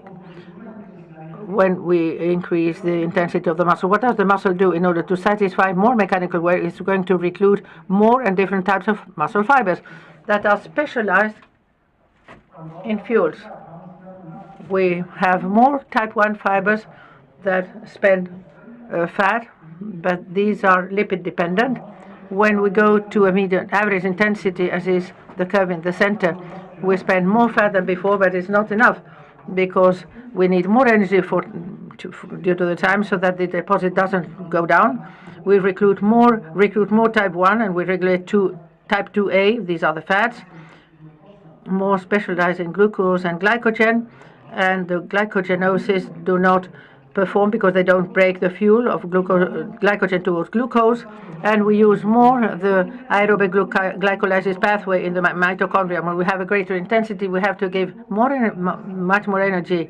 The fat practically disappeared because the acidosis generated by glycogen, when it is being used, inhibits lipolysis, and we degrade more anaerobically those glucose molecules or glycogen if we are not able to break it up and convert them into lactate. That's how the muscle works, and we can quantify in these stress tests.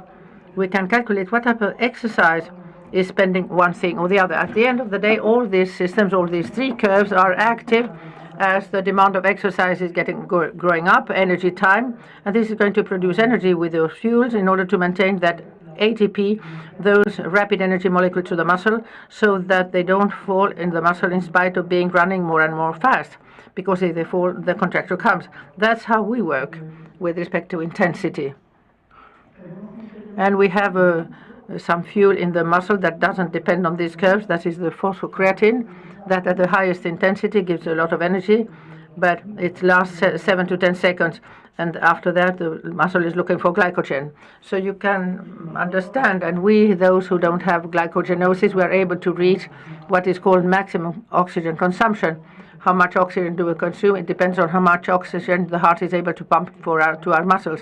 It's a parameter that the glycogenosis never reach that maximum. They reach a peak, because before, as they don't have this red curve, and not part of the blue either, they are not able to reach that intensity of exercise.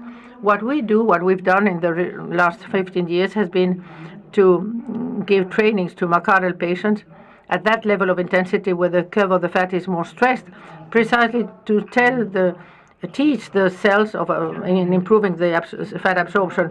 And if you improve the fat cells, you are already able of going more rapidly using fats, and depending on what it's limited, that is the glycogen, due to their myocardial condition. Basically, in their training, what they do is modifying some type 2A fibers, and they make them in type 1 that are more lipid dependent and thus less glycogen dependent. When this happens, the second wind suffers less because the fats are used from the beginning. This is the aerobic training idea that we've had for many years. We have been working at a moderate intensity, and we have used a capacity of perceiving the pain that people with myocardial have that is extraordinary and fantastic. As an elite athlete, you say, yeah, I want to run 1,340 and 190 heart rate, and they do that without pulsometer and GPS, and they use exactly the heart rate that is necessary. The myocardial have the same for the perception of pain intensity. When he stops, he says if he's going to have some problem the day after or not, or a crisis within 3 hours. They know exactly what's going to happen. We play with that for all the training of these patients. You can also say that a myocardial doesn't have the red curve, doesn't produce lactate, doesn't degrade glycogen, and merely has the blue one, the aerobic glucolysis, because when glucose enters the blood, they consume it, but it enters very slowly, not at the speed at which personally I degrade my glycogen at a high speed. What we've done, and Alejandro insisted on that this morning, well, we are going to give, and Ulrike as well, we are going to give glucose in order to be able to fill at least the deposit of the blood, and when it enters the muscle, we can train at a given intensity. This has been the aerobic training that we've done for these last years. And now, I'm going to tell what we have done in the recent 4 years since confinement. That was the title of the talk, what we've done in the last trials. Retrospectively, here you have the second winds, as I've said, limit very much the life of the myocardial as long as there is pain and low heart rate, we have problems. And we have dedicated to study what are the parameters that make that the second wind is not that high. And sometimes the same load of work, I'm inventing that walking at 10 kilometers per hour, what are the aspects that make that this person has a lot of pain or much less pain on a second wind or not? And studying not only the second wind, but the maximum test of maximum oxygen consumption. I show videos. We have realized these are the tests that with a non-invasive methodology, without drawing blood, just a drop, seeing the gas analysis of what the people are breathing, we are able to see what is being consumed, how many calories, the fuel, all this can be seen. We have seen that the myocardial people, because they are trained, that have much more oxygen consumption, in order to be able to force them to suffer the second wind, we have to give them much more load in watts. And the same thing with those people that not only have more oxygen consumption, but they reach a power in those incremental tests, that more power, potency, and they do that because they oxidize more fat. They also have to have in constant load much more potency in order to force the second wind. So those who are very in good shape at maximum intensity in their daily life, sub-maximal intensity, they suffer quite less. And the most well-trained one, they don't even have second wind walking at a slow rate in a flat place. But when they, and another study that it's a pathway that we've done this year that has been published. We're very happy about it. That has been published in the guidelines of the practical clinical management for glucogenosis 5 and 7. It has been a paper with quite enormous one. I see one of the speakers is here as well. I don't see him. I don't see her. With this Still recent, who is from Canada.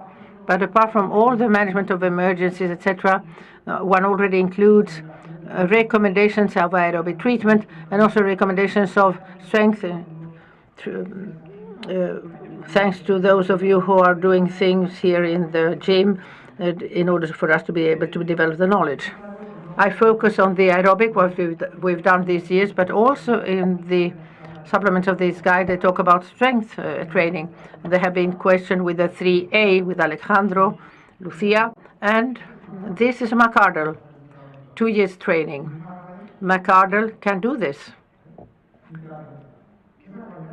Well, if I'm lifting the shopping bag of 2 kilos, I already have a contraction, but this one is doing this. The types 2X have phosphocreatine at the maximum strength that lasts for 2 seconds. We do exercises of 5 repeats, 6 repeats, so that you never spend all that fuel. And before the glycogen enters and all the cell is emptied, We rest, we change the muscle group, and we go back. After 4 minutes, we have recovered the bone creatine. This can be recovered. And those patients, these are not patients, these are persons, lift these weights, and the PKs are at rest are less than 1,000.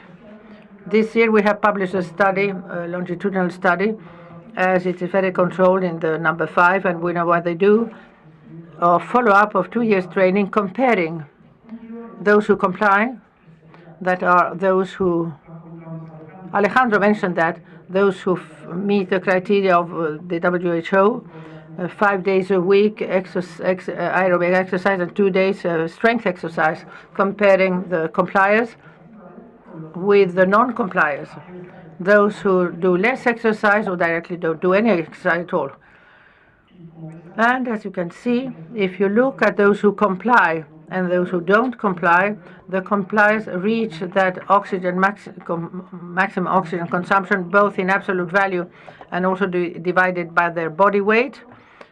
A taller person will consume more, and the non-compliers, you can understand that they merely change their oxygen consumption. If you have more, you suffer less the second wind in your daily life, but they don't use any oxygen. The same study not only speaking about consumption, how much, but how much watts of mechanical power you reach up to the maximum extenuation. And those who comply, once again, have improved by far, whilst those who don't comply, they don't improve, and as years go by, they get worse. And here you can see the same mechanic watts divided by the muscle mass of the legs. We do densitometries. This is in blue for bone density, but today the densitometers have a software that calculates in yellow the fat and in red the muscle tissue. What we can see here are the mechanical watts or maximum potency of myocardial who train, divided in grams of muscle mass of the legs, and those of those who do bicycle exercise, and they all improve. Each cubic centimeter of muscle is much more efficient when improving the capacity of work. If it's more efficient, although we don't measure it, it's quite clear that it is because it has more mitochondria, more capillaries, more filaments, more energy. To measure them, we need muscle biopsies, and you are all fed up with biopsies that you have been exposed to throughout your life. What do we think, or what do I think personally? The type 1 fibers of those who are best trained are already very trained in the mitochondrial density, capillary density, in the force of glucose to the muscle, how they process it. And the problem was, how can we train them in order to be able to reach that peak oxygen consumption, the one that goes down to the low wind, the second wind? We need a lot of energy per time, and we don't have useful oxygen to maintain that exercise. We wanted that. So here the problem is the muscle damage. If you go at a very high level of pain, around 8 or 9, it's a contracture, it's well identified. And there we need an extra supply of glucose in order to guarantee that you are not going to cause any damage to you making physical exercise. In 2019, we made the test just before the confinement in Toledo, fasting. We chose those who were best trained. In order to be careful, we compared a fasting test step by step to measure how much fat you oxidize indirectly without any biopsies. We wanted to see the green curve of the fat that we in the non-myocardial are inhibited by the fibrosis. We thought it was not going to be so in myocardial, and we saw many interesting things. These are controls. This is the curve of the fats, and here we always train. And we did the myocardial, and this is the curve of fat generation. The fat mass, the point where most fat is oxidized and calories and energy produced. In the myocardials, you have it at the 100% of its maximum intensity. It's when they really can't oxidize more amount of fat, then they can't do more. The glucose molecules are very good to prevent contracture, but they contribute less in a maximum exercise.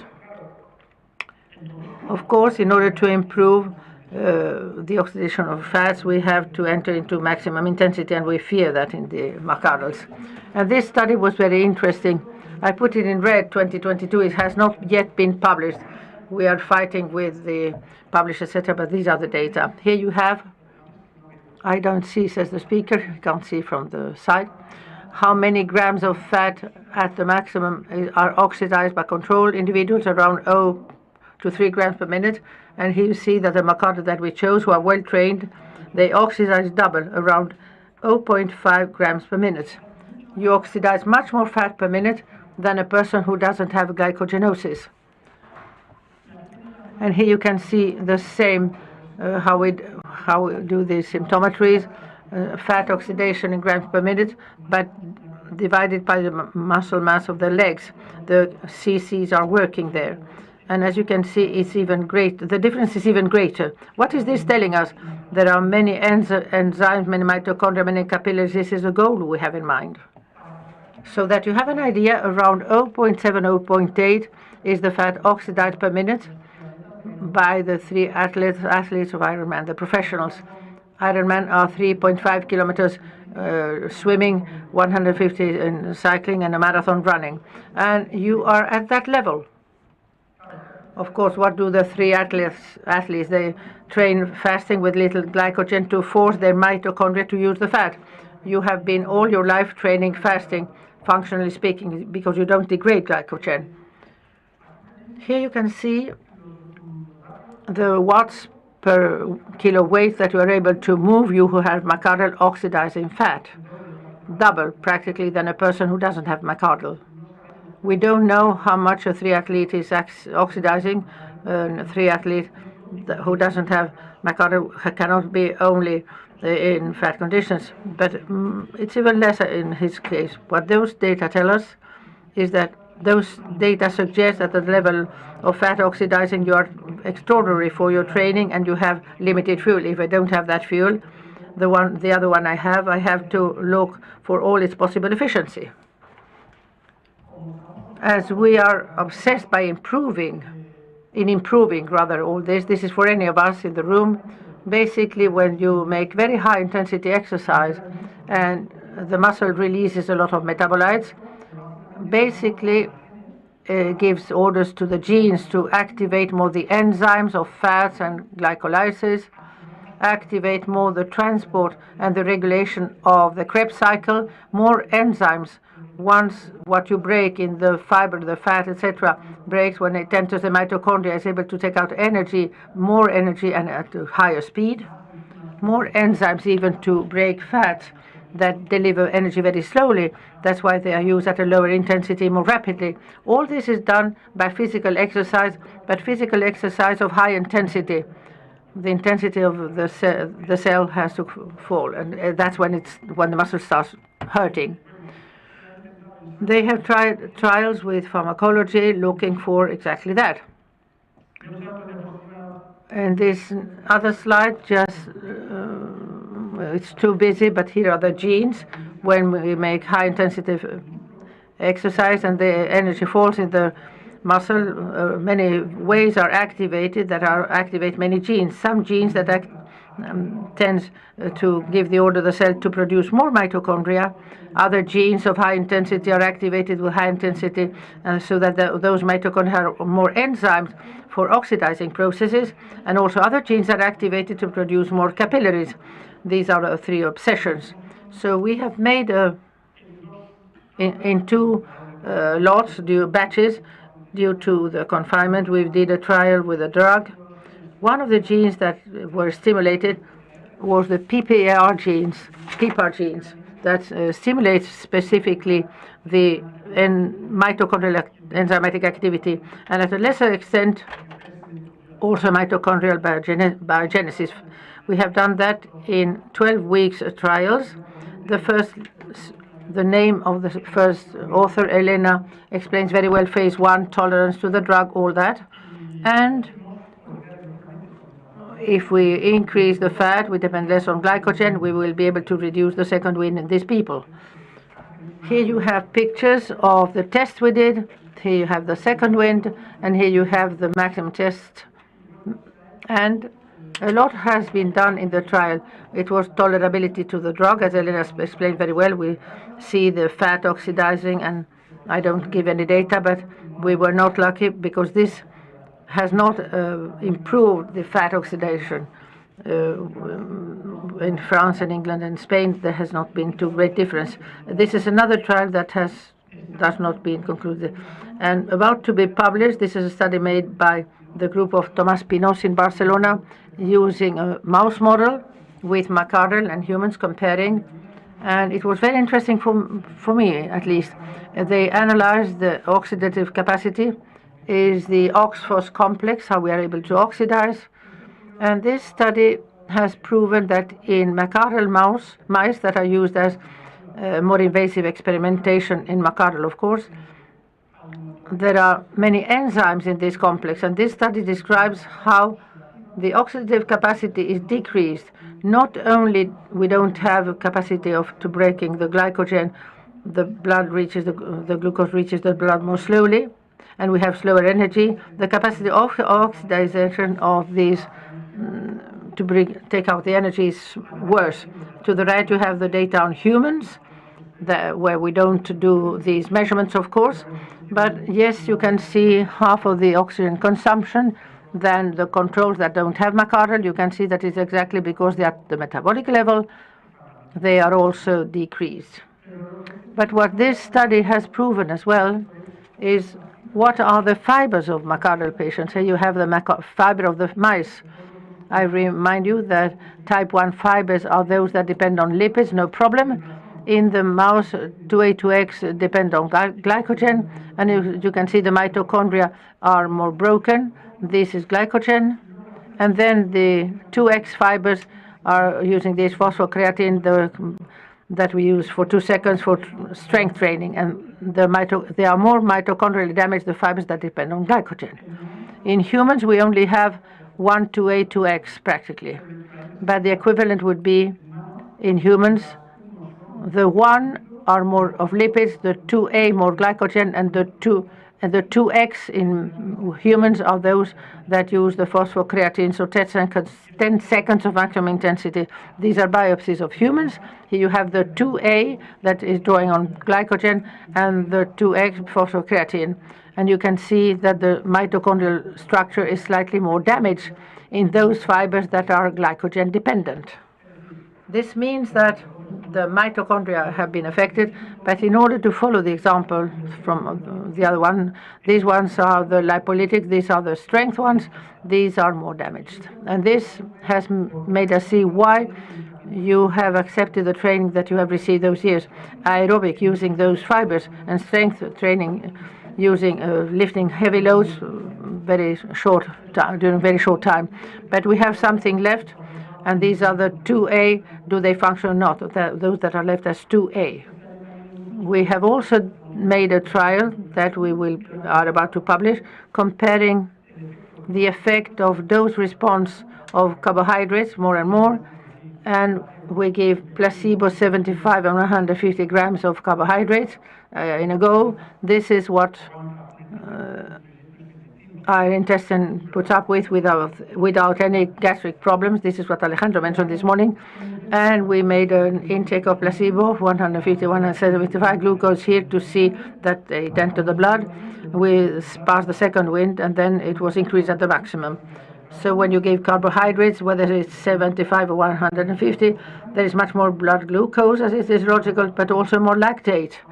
So although the McArdle don't produce too much lactate, it's more because it doesn't enter at great speed in the blood than because they can't process it anaerobically. It's not going to be the same as a non-McArdle, but there is an activity that can be used. And we are doing this now. So these 2A, although they are damaged and have few mitochondria, well, they can work somehow, but this is what is limiting McArdle. And this is what I said a few slides before. Adding to that, we try the ketones. This is what arises from the ketogenic diet. We generate ketonic bodies that are oxidized by fuel. And here you have the comparison. When we give ketones, they go up in blood, of course, but the glucose doesn't change with respect to the placebo test. Glucose is higher when we give carbohydrates, and the lactate doesn't go up. And when you give carbohydrates, increase of lactate and blood glucose. So we made the game to see how this works, or see how it works. And this is the second wind, I insist, always the same load, 50 watts every time. And when do they reach the incremental highest test? Here you have the highest incremental test. These are the daytime placebo. This is the average of the group. Here you can see the carbohydrates. They go up. And the ketones, as the Danes study said, worse than if they hadn't taken them. In spite that there is a great culture of the ketogenic, etc., they don't work that well. Alejandro mentioned that before. I didn't know who had taken what at each point in time. I was looking at the screen when I was doing the study. I was accurate in all. The first time, the placebo, the fourth one, the data are so clear-cut that they even seem false data. Placebo 10%, 20% if I increase the dose, and minus 10% if I give ketones. And in the second winds,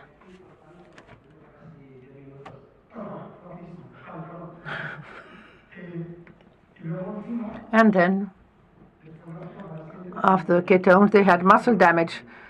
They had muscle pain. What is the challenge right now, then? If we have seen that with exercise at a high intensity, we can manufacture much more of this and work more on the 2A, that are the forgotten ones, and we see that the Macau who are able to run have run with the high intensity intervals, slow, and then 30 seconds strong, playing with their own pain. What we want to do is exactly the same with you. We've done a pilot trial, and it has been tolerable, and we want to start in January another trial of high intensity, looking for these 2As, wake them up, increase the glycolytic capacity if possible, in order to decrease even more the second wind. This is what we're doing now, and I apologize for having run out of time. Thank you very much. Gone over my time. Thank you.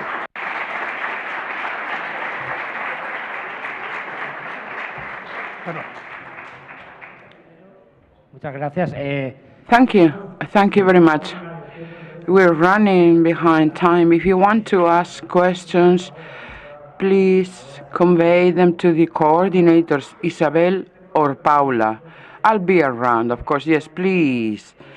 It's just that he collaborates with the association for a long time, so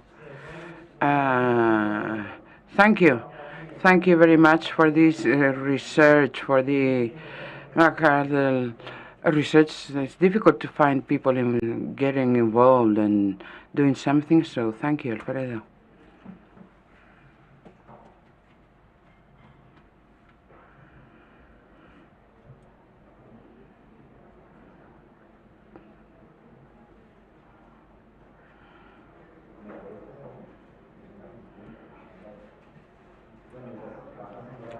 While the presentation is getting ready, my name is Jordi Diaz-Manera. I work at the United Kingdom, and I've been cooperating with the association for 10 years. It's a great pleasure to come back here to Spain, and thank you very much for your confidence, because you keep on inviting me year after year. Until 12, we'll talk about gene therapy. First, Pompe disease, and then a roundtable for gene therapy in general. I'll try to get a little bit of everything. Let's talk about the basis of gene therapy, because I think it's important. You heard, some of you, all this stuff, but there might be doubts, and I'll show you the results with Pompe's disease. Until now, you all know about Pompe disease, genetic malformation due to GA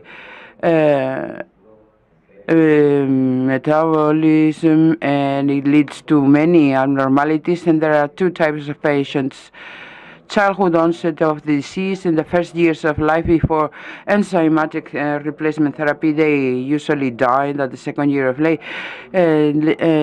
age, and despite ETS, they survive for a longer but develop other problems. And the adult onset is a progressive weakness of the girdles. That's how I have to start to set the scene. What is gene therapy? And lots of people have doubts about it. There's many types of gene therapy. What we understand as gene therapy when we talk about it is usually the therapy delivered by adenovirus. What we want to is to deliver a copy of the missing gene to our cells by means of a viral vector. But there are other gene therapies with messenger RNA, some correct mutations using different genetic tools. But nowadays, and what we're going to be discussing here mostly is adenoviral vector gene therapy. There are some essential components. Obviously, the transgene, the copy of the gene, we need a copy of the healthy gene that is missing. Then we have the promoter, which leads to its expression in the cells, in some cells and not all of them. And then the viral vector, which is like the truck delivery. So that you can understand, we'll place the gel inside the truck, and the truck will deliver it throughout the body. This is the transgene used in Pompe's disease. There is an artificial gene created at the laboratory. Here it is, GGA, human gene. And it also has its promoter, of course. And since we want it to be expressed at the muscle, the promoter is that of the creatine kinase, which is a muscular protein. And this means that this gene will only be produced at the muscle and not, for example, at the eye. It won't be produced where there is no creatinine. So you have the expression where you want it. Sometimes we need gene therapy to be expressed all over the body, but they use different promoters. As I was saying, a gene promoter makes sure that all the cells, my gut, my nails, my hair will be expressing the gene, but a specific promoter will lead to only muscle expression, only liver, only neuronal expression. But the virus do reach all cells of the body and will leave a copy behind at all cells, but the promoter makes sure that only those we're interested in will express it. And as to trucks, the delivery trucks, we have many different types of trucks. We have virus. They're most commonly used because of the highly infective ability. You've seen it with the COVID. Virus can reach many, many cells in the body. When we suffer a severe flu, we have many symptoms, myalgia, productive cough, because it reaches many areas of the body. The delivery truck in this case is very efficient, but there's many other alternatives. The virus entail a few problems, and there's some particles, some specially designed particles, which are a compartment with metals, with membranes, and these nanoparticles give us a capsule to be injected through the vein. It's not a virus. It has pros and cons. Of course, it doesn't infect, but it's not so well developed. But still, there are ongoing trials, as you saw this morning. Why did we choose adenoviral? Associated adenoviral vectors. It's a modified adenovirus. The adenovirus, we always have it in the environment, producing disease, diarrhea, cough and cold. It's a very common virus. So we get that virus and change it. That's why it's called associated adenovirus. And it's chosen because it will not be integrated, meaning that the gene delivered will not be integrated into our own DNA. When we integrate, we cut, separate the chain and splice our gene there. And that's randomly done, and it could lead to new mutations. We're running short in one area, and then it will be compensated by mutations in others. So we try to cure a disease, but produce another. But the adenovirus don't get integrated. They don't integrate the genetic information. It's floating around, and it will lead to a problem. But the disadvantage is that when the cell is replicated, we lose the genetic information. That's something we need to talk at the round table. They are chosen with this, of its high infectivity. They reach the tissues well, but we'll see whether the amount that reach the tissues is enough. And generally speaking, they trigger a very poor response, but it does trigger an immune response, which is a problem. And I just wanted to underscore this. We're going to talk about the immune response against adenovirus. As I said before, adenovirus has been very frequently occurring, and lots of people have been exposed. They had a cough and cold against the virus, and they have the defenses, the antibodies against them. And furthermore, when the adenovirus is injected, obviously, the body generates its own defense. What's the problem? Our antibodies join the adenovirus and they try to protect us. And what they're going to do is eliminate it. So you may have a lesser response to gene therapy. If you have already antibodies, responses will be worse, and the lack of possibility of reinfusing in the future. There's a single infusion in the majority of the trials, as you have seen.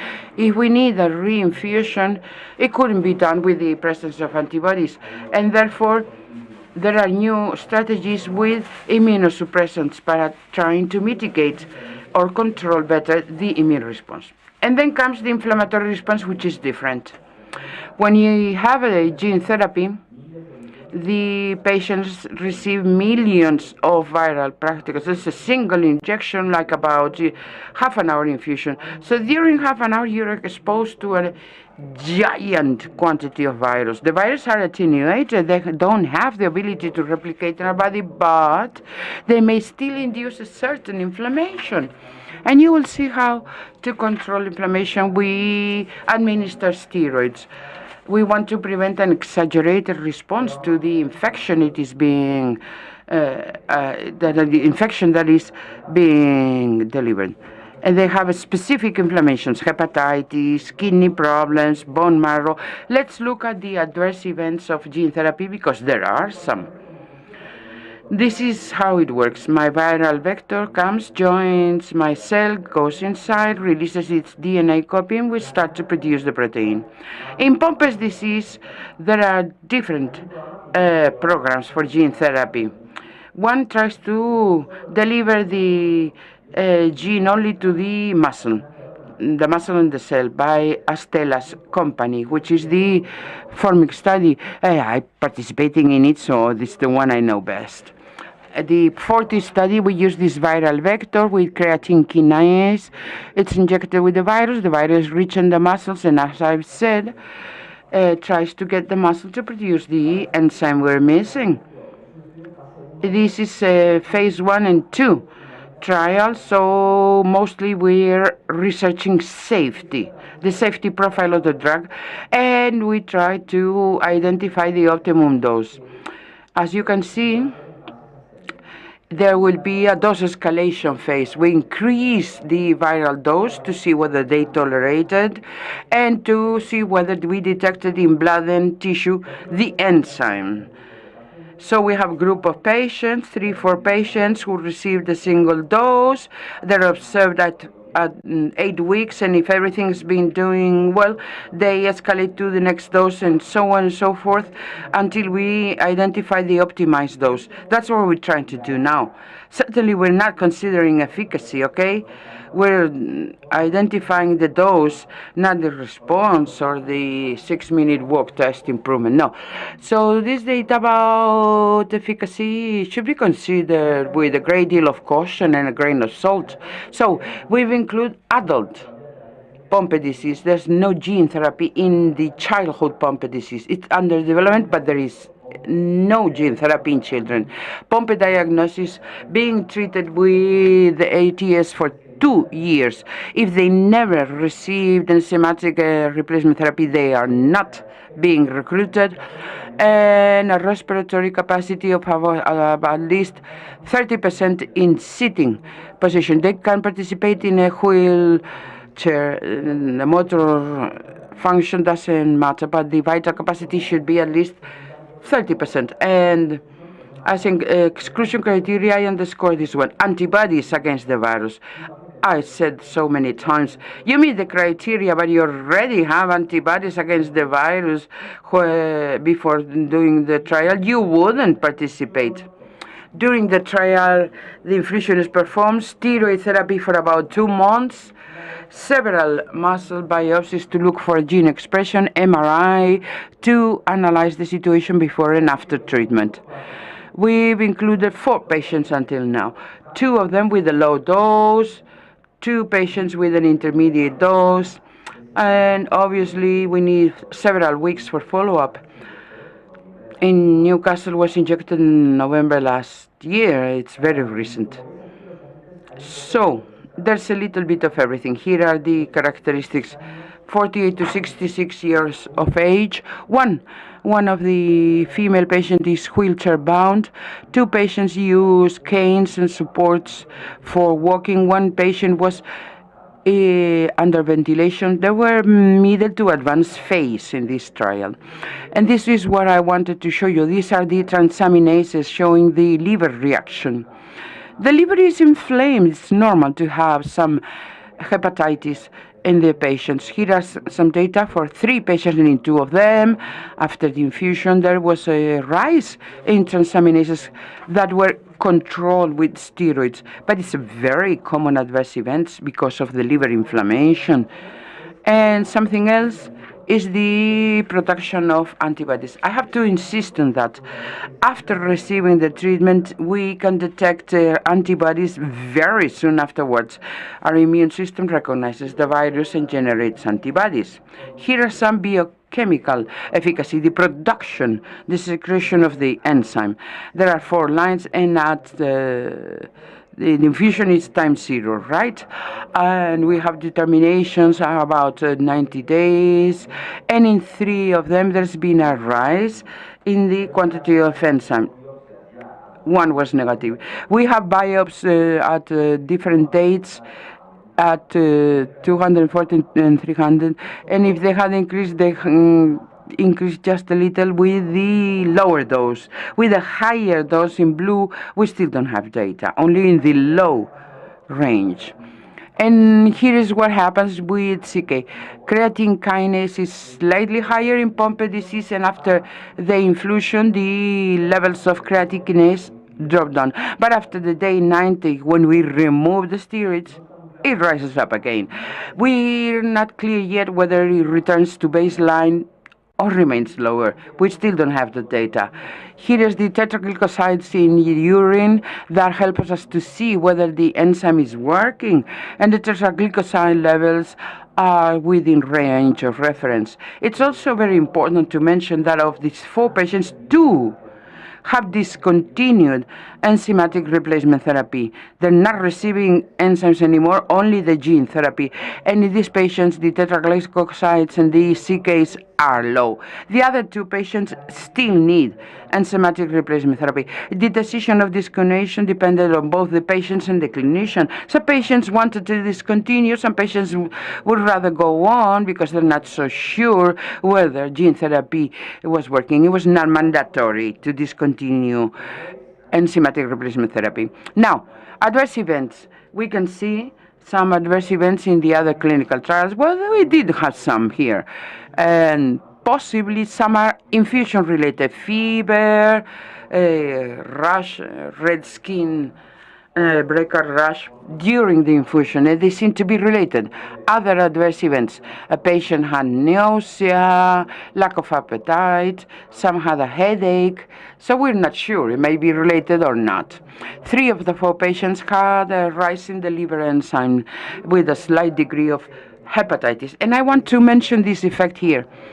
1 of the patients had a nervous problem with neuropathy. It's a mild neuropathy, but they interrupted the study.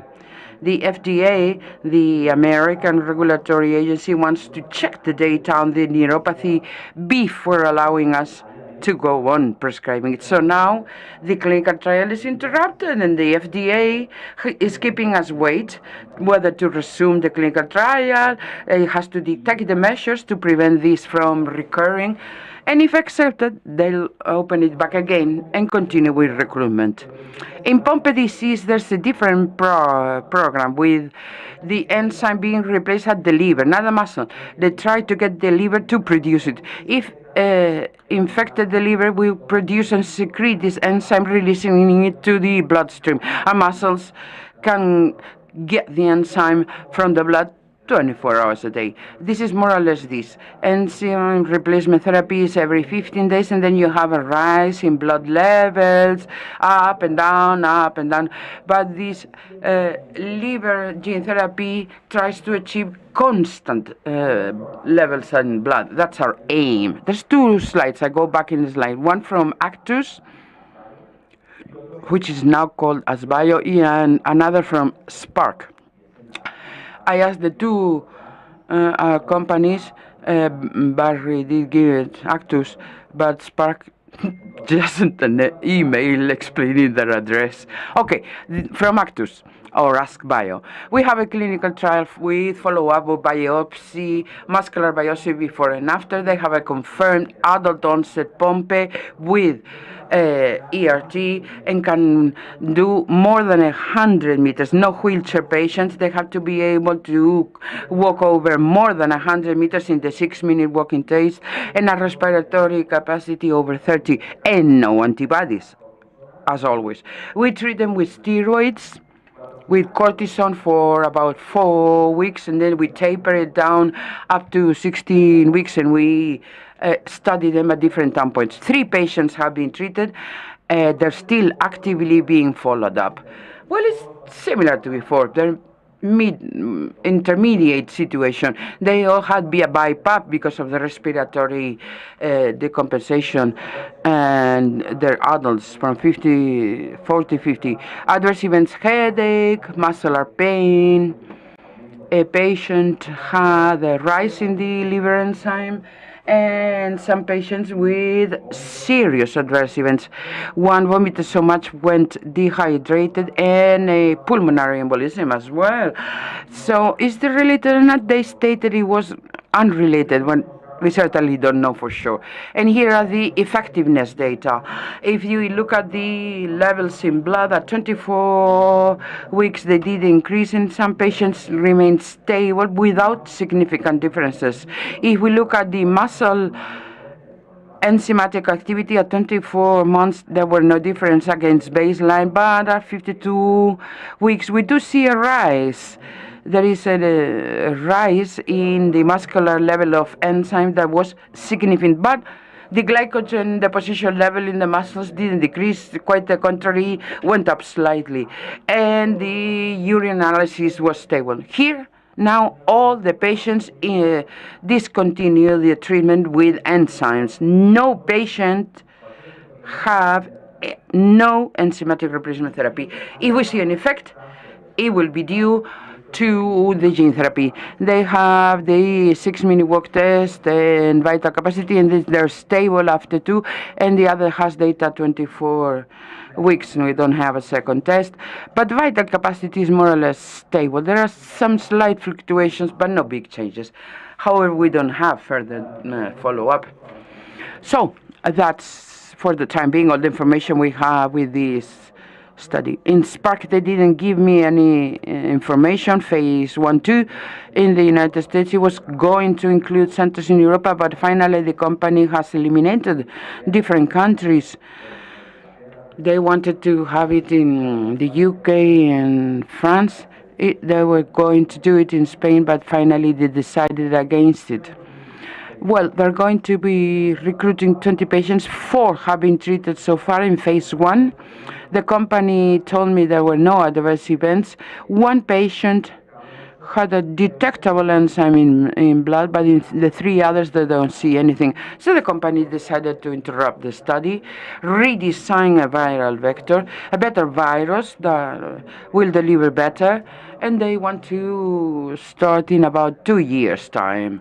So, you know, that's all we know about the clinical trial from Spark. I think there's good and bad news. The good news is that there's now 3 clinical trials with gene therapy with Pompe disease, including 11 patients. So, you know, it's made it to the clinic. There's 3 programs, and companies interested in it. The safety is okay. There was some adverse events that we expected, like hepatitis, and there was only a single serious adverse event, which was this neuropathy, which is being investigated. Bad news. We see rises in the enzymatic levels, but only very slight. We probably need more time. And there's an improvement, but only slightly, or at least stabilization. It's not spectacular follow-up, but it's very short follow-up, only 50 weeks. There are many open-ended questions as to gene therapy, unfortunately, and we'll try to answer those questions in the round table. So, please, let's call on the guests to come up to the dais. Montserrat, Elena, Barry, please. I think Pilar is here. And Barbara also, please, to come forward for the panel discussion. Let's start with the debate and talk about gene therapy in Pompe disease, but also other therapies for the other diseases.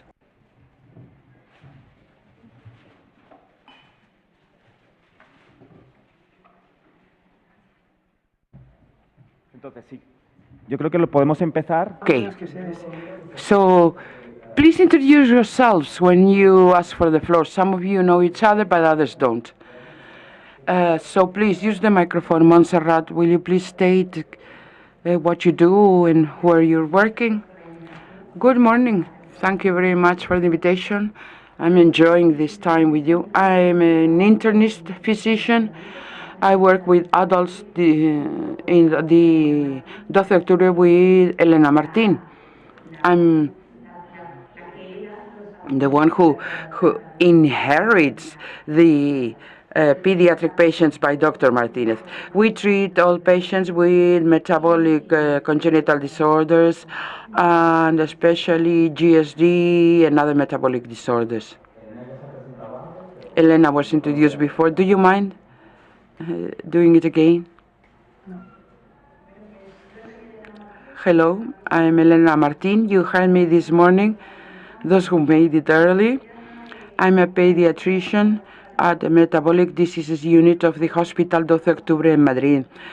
We're in charge of mitochondrial metabolic diseases. We have a great deal of patients, and we love our work. And we're in charge of all glycogen storage diseases. Of course, Pilar, you know her from other years. Good morning. I think some of you know me. My name is Pilar Muñoz. I'm an investigator. I don't see patients. I have mice and rats in the preclinical level. I have all the mice in the world in the Granada University at the Genome Center. And we're focused on Pompe disease at the laboratory, okay? Dr. Barry Van.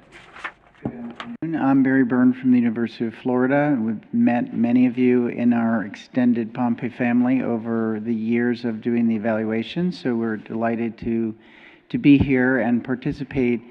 My laboratory and our collaborators, and Dr. Smith and Dr. Corti, been studying Pompe now for many years, developing both kinds of therapies with the gene replacement therapy, as well as some new approaches to reducing glycogen in muscle with a specific glycogen synthase inhibitor. So we'll hopefully touch on all these topics during the roundtable. Muy bien, pues abrimos un poco la mesa redonda. Yo como el año pasado ya hicimos una mesa redonda de... We have to open the debate on gene therapy. And we went by blocks discussing different topics. Are there any hot questions that cannot wait? Well, if not, I'll start with a question for Barry and Pilar. Can you hear me? Well, anybody could answer, you know. It doesn't really matter. We see there are different types of adenovirus. 1 adenovirus, RH74, and so on and so forth. Why? Why are there different adenoviral vectors? Why doesn't everybody use the same? Are there advantages? Is there one that is better? Should I start? Okay. So the question about the various types of AAV vectors, many of these were isolated from different species. In some cases, you mentioned RH74. This refers to the fact this was identified in the lymph node of a primate. Others were isolated from human tissue. And the unique feature of those is that they evolved differently for an affinity for different cell types. So, for example, AAV8 has been found to be very prone to reach the liver. This is useful then for the studies Jordi mentioned that use the liver to produce the enzyme and secrete it into the blood. In many ways, this is like ERT with continuous production of the enzyme and with the attempt to reach a higher level in the blood continuously instead of with each infusion. So this is why a liver-directed gene therapy uses AAV8. Some work very well in neurons. For example, AAV9 works exceptionally well and is the only approved therapy for spinal muscular atrophy. This is isolated from human. But now there's a unique opportunity to engineer the virus to go exactly where the disease requires. So in Pompe, we know neurons are important, muscle is important in the peripheral muscle and in the heart for the early onset patients. And this is really the next wave of studies will improve on the targeting, hopefully lowering the dose and resolving some of the side effects that were described by Jordi. But that's the fundamental difference between these different types of AAV. ¿Quieres añadir alguna cosa? Muy bien. Me voy a animar con otra pregunta, de un poco para... Other question, yes? For virus, not only adenovirus, Pilar, you could answer, not only adenovirus, you work with lentivirus. What are the pros and cons of lentivirus? Microphone, please. Well, Jordi has been told you the gene therapy with adenovirus. We work with lentivirus. It's a different type of truck for the delivery, okay? And this different truck carries the genetic information. It can be bigger, which is an advantage in comparison to AAV. And the main difference with lentivirus, they do have the ability to integrate. Adenovirus just get inside the cell and it's lost with time, but it doesn't integrate into the host DNA. Lentivirus do integrate. We have our own DNA and it will be integrated inside the DNA. But of course, when the cell replicates, it will also split the genetic material, but it will be preserved in time. That's the main difference. You would lose with time with adenovirus, you wouldn't with lentivirus. First generation were a bit scary. They were integrated and they could be oncogenic and there were some tumors. But now we have processed and evolved the lentivirus and modified them. And so they don't integrate near oncogenic sites. There's many studies with immunodeficiencies like what's called Aldrich disease. It's a monogenic disease and they can be corrected. But what happens? With the lentivirus, with the strategy we're using preclinical, it's not a direct injection. It could be. But since we're doing clinical trials for immunodeficiency and in preclinical trial for Pompe disease, we call it the hematopoietic stem cells inside the bone marrow. And those will lead to the synthesis of the blood cells. So we get those stem cells, we multiply in the laboratory, we introduce the lentivirus, and these cells will always express one or several copies of the GAH gene. These cells may be reinfused back into the patient. And the advantage as well is that they're their own patient cells and they will not be rejected because they're their own. And they will graft and start to produce blood lineage cells. And the blood cells will produce the enzyme GAA, they will release it and other cells will use it. So that's our strategy. the cells will release it. They all have the correct copy, the good copy, and the GAA will be secreted and taken up by other cells. It's like an endogenous rise in the production of the enzyme. The problem is that we don't need normal levels. We need to get overexpression, very high levels of the protein, so that it finally reaches the other cells. You know, the muscle receptors are few.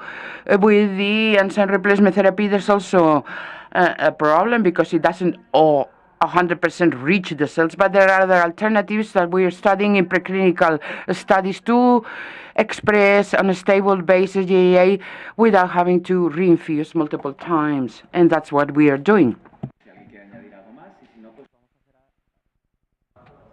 Somebody would like to add something else on these issues that we have started to comment on? The issue of different types of virus, lentivirus, adenovirus. Have you some doubts about it, please? Using the microphone, please. I have a doubt in the study of the Audentes that has been stopped due to an incident. I would like to know if the problem affects the nervous system of the muscle, or is it something that affects the skin surface? Well, we know not too much about it. What the company has said is that the patient has had a sensitive neuropathy. His nerves have been damaged. The nerves, not the muscle, the nerves. And there is a problem that he has. Sobre qué ha pasado. Sé que la In the nerves. Well, we know that the company is studying why this has happened, if it's related with the drug or related with injection or not. But we don't know exactly what happened. I can't answer your question more. That problem, we have it already without having the infusion, the issue of problems of tingling. And in the muscle, it was to see if it was something else. And then with respect to the issue that I suppose it's for any of you, the question. It is supposed that the A8, when the AV8 will generate antibodies, how do we go to the next infusion with G? Because there will be one coded, or giving antibodies. What will be the solution? Well, the second block of questions that I have been thinking about for this panel. So you will I apologize. We will answer within a minute. But I'm going to ask a few questions, and then we go over to that topic. I know it's a very important topic that you all have questions on, for sure. You said if we are injected, we are going to make antibodies. As I've said, there are many patients who already have antibodies. And my question is for Elena and Montserrat, who have experience in trials. And we mentioned during coffee break that it's not infrequent. What is your experience with the patients where you have seen, what frequency do you see they have antibodies? Can they enter the trials? Can you explain how this works in your experience? Well, it's a very large problem. It's the problem that we are facing now, because you have already seen that we did a screening for glucogenosis 1A for the first study. We did that in 2 adults, Spanish adults, and the 2 had antibodies, so they couldn't enter. And we did that now for 4 children, and the 4 had antibodies, they couldn't enter either. So since we started the study until now, it started in November, December, well, few patients have been included, around 16 patients, and the main reason were the antibodies, because they have the pros and cons. It's a safe virus for the patient because it's not incorporated to its genome, but it's a virus that is very frequent, and probably out of all of us who are here, we have antibodies, 75% of us. So with that therapy, we can't give a second infusion, at least not with the current knowledge. Within a few years, maybe we are able to remove those antibodies. So that's why it's so important to see the duration of the treatments. For the time being, and with the current knowledge, we can only give 1 doses. Would you like to add something else? Yes. This is something that it is true that this is always a race long-lasting race, and as soon as the researchers find problems, they look for solutions. But in recent years, when we are going to international meetings, one of the things that we talk about is just about antibodies and the different fantastic ideas that the researchers have in order to try to overcome this barrier. And we do find a new wall that we didn't expect, and we want to jump over that wall in one way or another. And there are several research lines at this respect. And then, as we have two types of treatment, gene therapy and messenger RNA, remind you that messenger RNA, that is different to gene therapy. We don't include DNA, but RNA, that lasts shorter in the body. We have to make much more infusion because the RNA is like the intermediate part. This is included in a nanoparticles filled with lipids, so it is not a virus. I mean, the truck is different. It's not a virus. It's a particle that is surrounded by cholesterol, and that doesn't have the disadvantage of the antibodies. Perfect. We have seen that one of the advantages of the nanoparticles, they don't generate that immune response that is generated by the viruses. Before asking the question now, in the Astellas trial, when we started it, the first thing that the company asked from us was to make a screening of a group of a total 10 patients with Pompe disease, in whom we looked how many of them had antibodies. And it was done in our center, but also in the other participating centers. The company wanted to know with what frequency we saw this problem of antibodies. They took data from 50 patients, and 50% of them approximately had antibodies to titers and levels that didn't allow them to enter the trial. So it has already been said that it's a problem of a great magnitude, not only in that type of glycogenosis, but also in general in the population of Pompe, affecting more adults. So this is what we're going to still find. Can I say something, but using the microphone, please? Within a second. It is to complete, because the same thing you have done is being done as well in Spain. It's another work that is promoted by Ultragenyx, and they are determining antibodies in all patients. It's being done in Santiago Hospital here in Spain.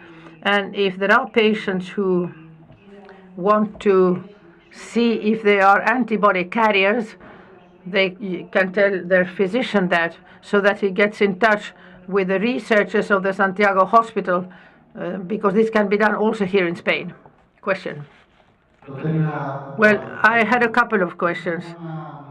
As Pompe's disease, we did in Pompe's disease, we did a test with the monoclonal antibody. I think it was rituximab, in order to eliminate some antibodies. Would that be feasible in order to overcome the barrier of antibodies? This would be my first question. And the second one, the differences in the responses can be due. Well, I understand that when you are testing, you test the antibodies that are circulating. You don't test the cell antibodies, the cell memory. Is it possible that the difference of the response in the patients is due to the cell immunity? Perfect. It's fantastic for me, those two questions, in order to open the next part I wanted in my talk. What are the strategies we have to sort out this problem of the antibodies? What options, Barry, do we have to try to prevent the problem of these antibodies? Okay, thanks, Jordi. Maybe before I comment on this, just one more clarification about the environmentally acquired antibodies that are measured to be included in the study or receive a commercial product. We've studied now about 500 individuals, particularly children with Duchenne muscular dystrophy, so we've looked at all ages. And in newborns, their antibody levels reflect that of the mother. And as Jordi said, adults, about 50% have a detectable antibody. But this measurement is done by various ways, but in general, the test is at the most sensitive level and the almost limit of the ability to detect the antibody. So these are not necessarily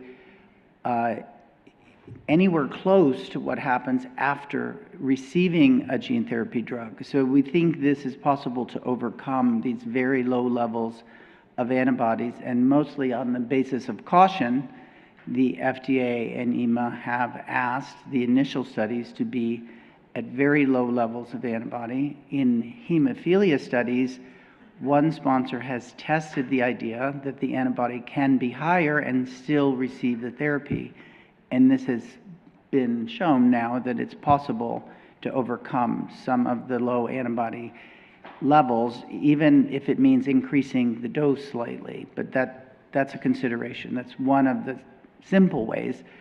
But there are more complex ways, as you mentioned, drug therapies that reduce antibody levels have been studied. In fact, Emanuela Corti here published a paper about 4 individuals that received as part of their ERT, because they were infants with Pompe, the drug rituximab that blocks antibody production. And we found that over the entire course of the therapy, they had no response to the virus, just like they would have no response to Myozyme. We have used this same approach now in 2 patients, adult Pompe patients, who've received gene therapy twice, separated by 4 months, to test the idea that over the lifespan, it's possible to maintain the expression level, because it was said the integrating viruses stay in the cell forever, and AAV vectors do not, and it'd be possible to, if one treated an infant, that they would need treatment later in life, or a child.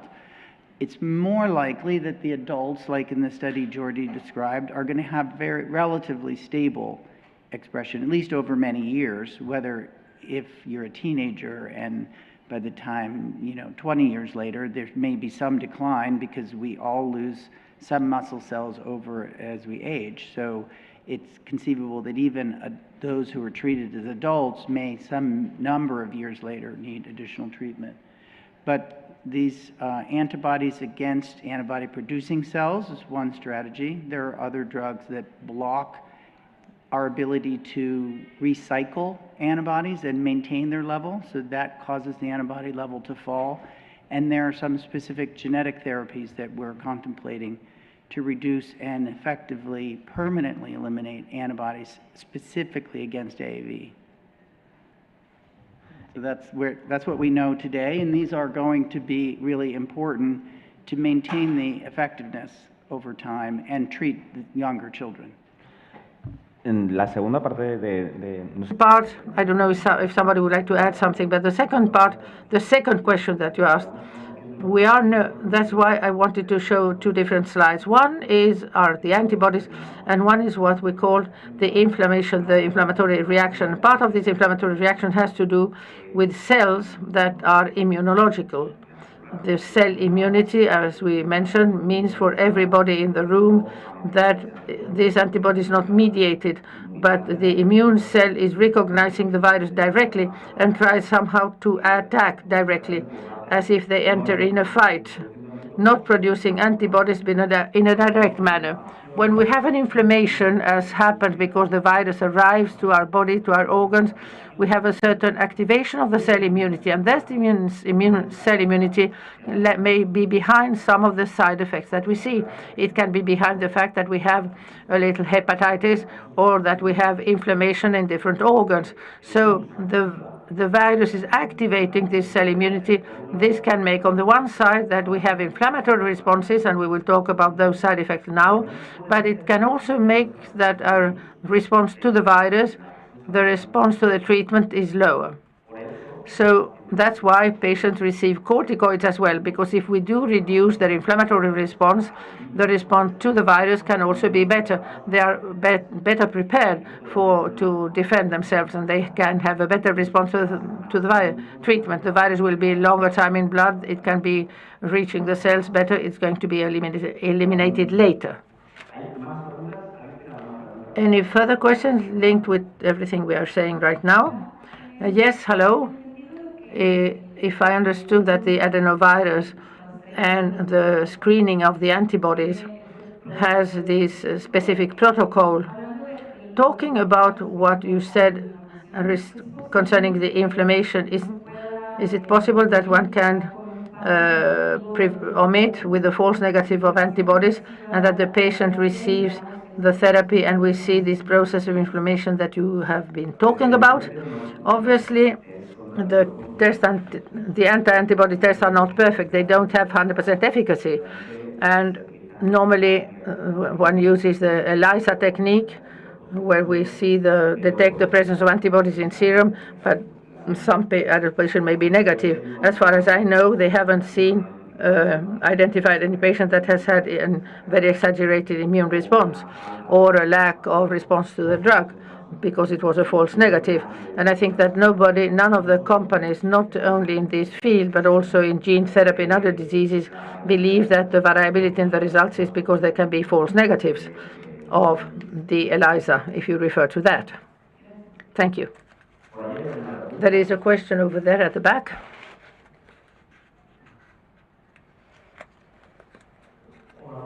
Hello, good morning. I had a question. As far as we've said, we are focusing very much on the truck, on the virus, but there were 3 elements, as you said at the beginning. My question is, the 2 other elements, are they already solved? If we are able that the truck reaches takes the places where it has to go, we have already done it. Question number 1. And 2, in the trials, are we able to isolate each one of the effects, or every time a trial fails, we have to go back all over again, and these are other 5-10 years, and we all get depressed, of course. I'm going to ask Pilar to answer the first part. If she uses the lentivirus in the lab, if the transgene is, how have you developed the transgene? Can you comment on the different types of, well, not only lentivirus, but also with the same thing happens with the adenovirus. These are not 3 standardized things. We have the promoter, the gene, and what is the vehicle. The vehicle can be lenti, but it can be of different generations. This is being modified every certain time when we have better lines, and this is constantly being updated. This varies, but the last version is fine. It is safe. The promoter is in a sequence. You have your the promoter and the gene. The promoter is going to activate and stress that gene. The promoter can be in different manners. It can be constitutive, a strong promoter, a physiological promoter, as Jordi said. It can be specific for the muscle, for the liver, or if you wanted to go to the central nervous system. Well, there are many, many parameters that you can play with according to where you want it to go. So that's why we try muscle promoter, liver promoter. In lenti, they use the strength promoter and viral strength promoters because we want to express strongly the protein. So the gene expresses and produces a lot of protein. And then the gene, we have the sequence of the human, but we also have optimization to improve the native one, the native version of the gene, improve it, because this is what is called the optimization of codons. And then we also have people who try to make it shorter or longer, because according to how big the truck is, you're going to put a longer or shorter sequence. So these are factors that this is done at the preclinical level mostly. In a cell model or in mice, what is the most ideal combination within those that we are designing and improving? We also add not only the sequence of the gene, but also how to improve the expression. If you tackle a small sequence so that it goes to the lysosome or to any other place. So these are many factors that you can improve, altering and combining in order to improve the expression, because this is what we want to achieve. Perfect. Barry, have you got any comment?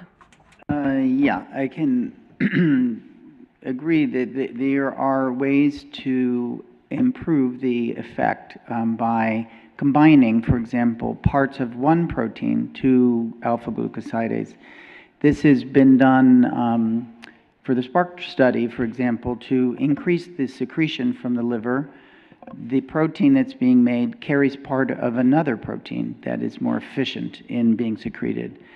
And we studied with BioMarin another kind of what's called a fusion protein, where 2 parts are put together This used the receptor from a different protein called insulin-like growth factor, which binds to the cell surface and improves the affinity of the protein to reach the lysosome.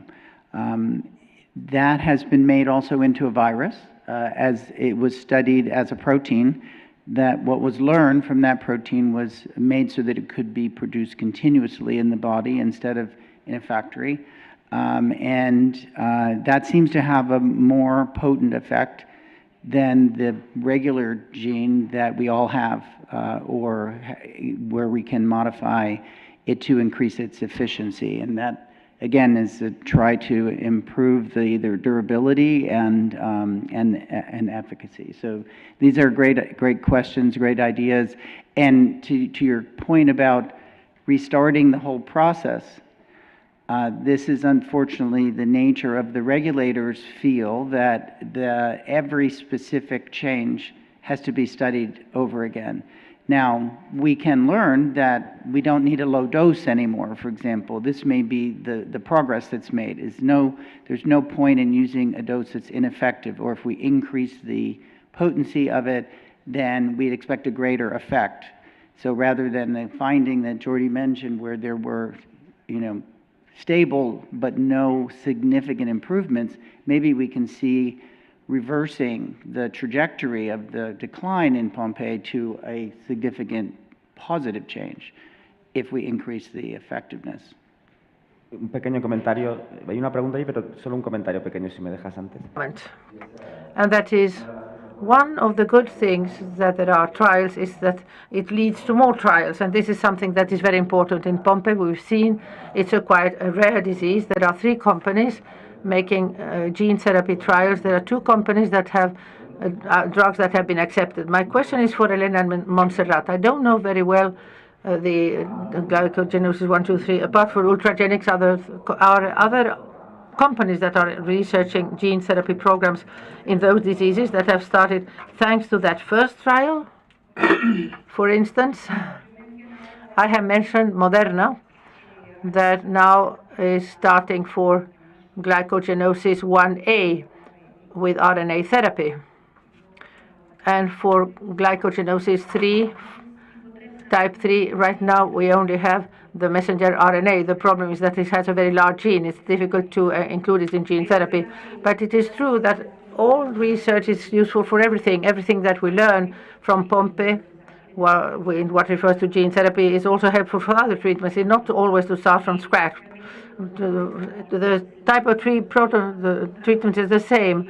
And the problems we find doing exactly the same trial of treatment with different disease, we have to find the same problems, the antibodies, the fact that we need more enzymes, we need better reach of the receptor. And what we learn from one disease, although it's for a different disease than the one I'm treating, is showing me a better treatment for my disease. The clinical trials for you as patients and for us as direct doctors of the patients seems too long. We would like to have the perfect solution for the day after tomorrow, but it's true that the clinical trials will give us a lot of hope, but at the end of the day they are very slow, the acceptance is very low, etc. The inclusion criteria leave very many patients outside, and it's a fight.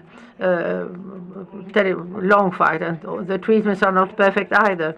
And they allow us to gain time during this time and looking for other solutions in order to have the best possible option. And there are several questions down there in the room. I've seen somebody raise their hand. And to make a comment to expand on the idea here is that how important it is for the association and the patients to be heard by the regulatory agencies, because we understand the urgency of the patient community. That needs to be also transmitted to the regulatory agencies so that we balance risk with benefit and try to expedite, because this process is so lengthy. It's, I know, frustrating to patients and to the researchers as well. But this is where the association can play an important role in being the voice of you as a community. Vamos con las preguntas. Go now with the questions. Go ahead. Yes? Concerning organ specificity, mostly for type 3A, but also for type 1A. For type 1A, it's perhaps easier to answer because I know the AAV8 usually goes to the liver, but you have the kidney too that will produce problems. The problems are even bigger for the type 3A. I wanted to know which organs the gene therapy that will be used in the present trial, which organs are targeted by this therapy. Because my experience is the liver is not the problem, it's the muscles. In Pompe disease, you mean in glucogenosis? No, in 3A. In 3A. For the type 1A, okay, you have the liver and the kidneys. The kidneys is not the major problem. For the 3A, you have the liver that you usually can treat quite well with the diet, but you have the muscles where the diet does not work for all patients. ¿Dar alguna cosa? Sí.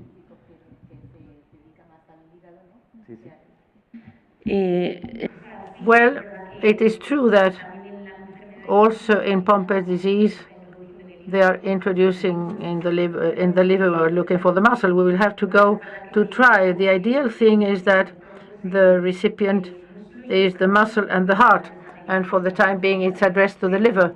But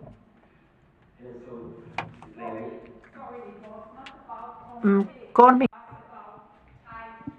And she's answering type 3, but está contestando sobre el tipo 3. Answering about type 3, but the idea is that those therapies, what they want to is that the liver becomes a production pump of the enzyme, that the enzyme goes then to blood and reaches the kidney, the muscle, whatever. This is an idea, obviously. It has to be proven that it works. It has been proven in preclinical models. In the mouse model, I can talk about Pompe, I can't talk about this other glucogenosis, but the concept is shown to be working in animal models. We see that producing in the liver of the mouse an amount of enzyme that is considerable, that is continuously expressing in blood, can be useful because the muscle can take it up. And with that, they can improve and work on the elimination of glucose, the rationale, the basis on which gene therapy is based on the type 3 that goes to the liver is exactly the same. To produce, go out, and all the organs that require it are going to use it. It would be better to go directly to the target tissue, possibly, yes. But the idea is that if you go to the liver, the dose that you need, because the liver receives a lot, takes up very much of the virus, the dose that you require is probably lower. And this leads to lower side effects as well. I don't know if we have answered the question or not. Doubt a little bit whether the AGL, the enzyme that is defect in type 3A, really can be taken up, as it is a very large one from the muscle cells. That's why I asked. Y creo que tenías algún comentario. Some comment as well. I think part of your question was about the kidney in 1A as well, and some of you may have questions about this.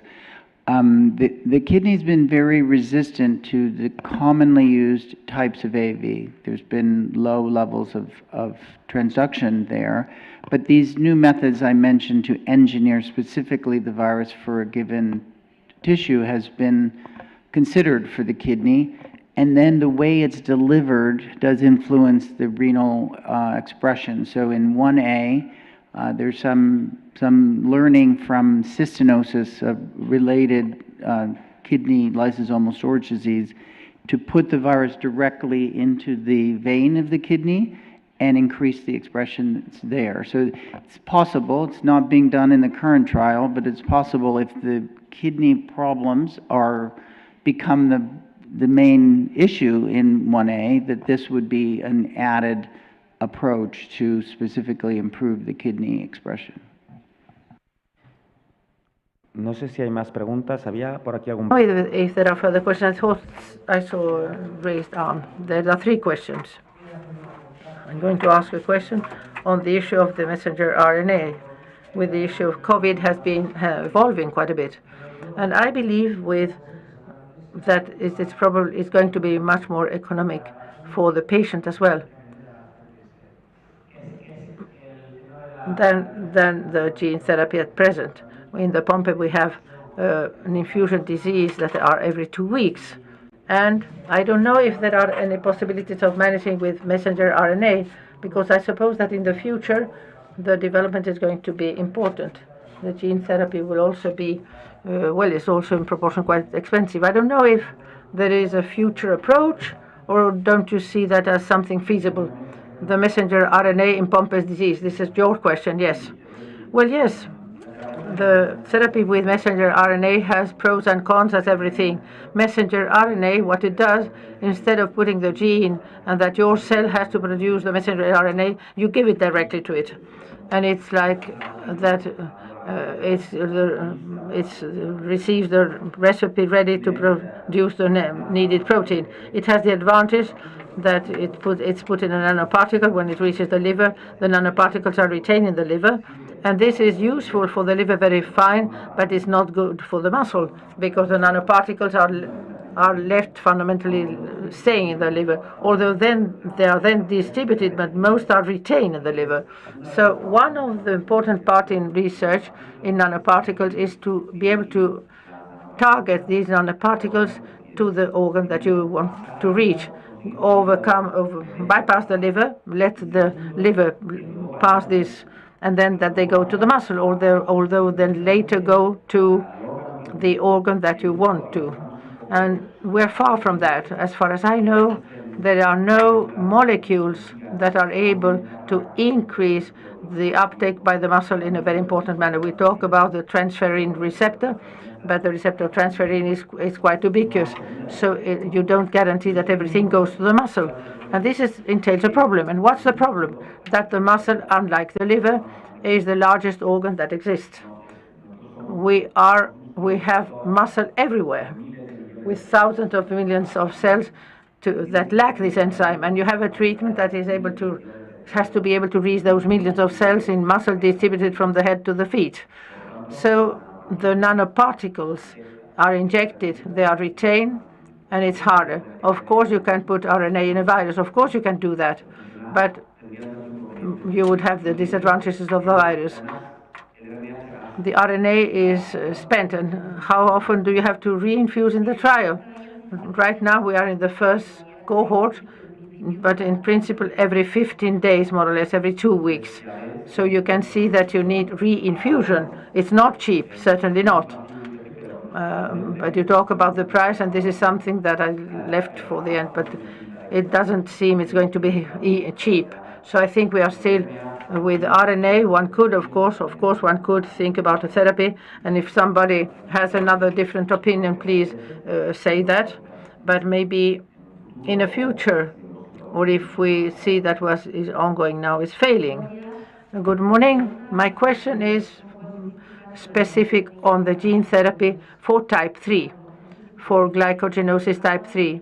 We were told that the molecule that we would require is large, so we could only cover the liver part of the disease. The muscle part was somewhat without a treatment, left without treatment. I would like to know that in recent years, if there has been any progress in recent years that could cover those two parts, or if there is some ongoing research in other glycogenosis, for instance, Pompe or any other, that could be used for the muscle part of the type C. Well, right now, what we have in glycogenosis type 3 is messenger RNA.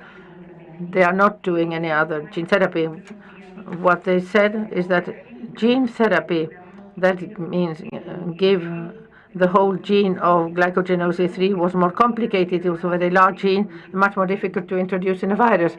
So we don't receive gene therapy. What they are trying to do is giving that intermediate particle that is the messenger RNA. And this is what we are doing right now. And with respect to the question that was asked before, the patients with glycogenosis type 3 have the enzymatic defect in all their cells, but especially for those where it's bad is for the liver, the skeletal muscle, and the heart cell.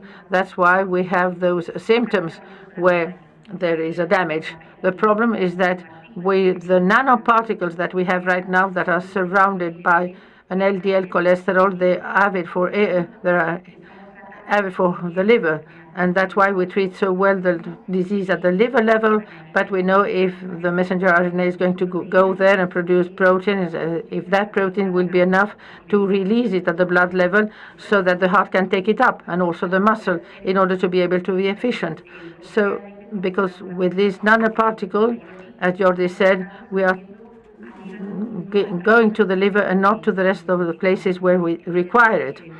So part of the trial is first, as usual, we are in the first phase 1/2, that is safety, and then in the phase 3, we will try to see if we are being efficient throughout the whole territory where we have involvement due to glycogenosis type 3. So we don't know if the muscle disease would be improved. Not yet. Yes. I have a comment on this. There's another neuromuscular disorder where we have the same problem, Duchenne's disease. The dystrophin gene is one of the largest genes in the body. It's like buying an 8 sitting places, sofa, feet into a closet. You just can't. It has so many repetitions, and there is a central part with many repetitions. But it has been seen that you may remove some of the repetitions and the protein is still functional. Not as well as the regular protein, but it does work. So that's the strategy for that protein. But here we're talking about enzymes. I'm not exactly sure about the gene structure of type 3 disease. You can't remove bits of it. It probably won't work because it needs the whole structure.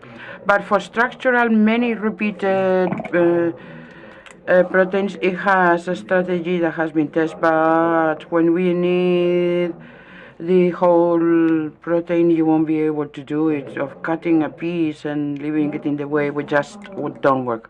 Good afternoon, everybody. We were talking about gene therapy for type 1A affecting the kidney. What are the advances in 1B with neutropenia? And maybe 1A can be solved with the cornstarch, with the maizena. Why don't you try it also in 1B, decreasing the cornstarch intake? Well, as we said for 1A, 1B is similar to 1A, but the 1B has other symptoms, neutropenia, intestinal disease. And now we're trying a new drug. We're using it in children as well. That is doing well for GSD1B, empagliflozin. It is approved. It was already approved for diabetics. It's short, but the experience so far is very good, and we'll be able to decrease the cornstarch feeding, probably. And continuing with what you just said, my daughter is 18 years old. From 5 years, she started with gastrointestinal problems, serious complications, very complicated. I've had many diagnoses thrown at us. And isn't this kind of condition part that they have gastroparesis, functional disorders? It's part of the syndrome of glycogenosis 1B. It's not Crohn's disease because she doesn't have Crohn's disease. If she doesn't have Crohn's disease, it's similar. It's Crohn-like symptoms, but it's not purely a Crohn's disease. It's because of the glycogen storage disease. And this will be chronic, lifelong problem. It's 6 years, and they're in and out of the hospital, just like revolving doors. I know they will have to consult with the physician with this new treatment of empagliflozin. It will improve neutropenia.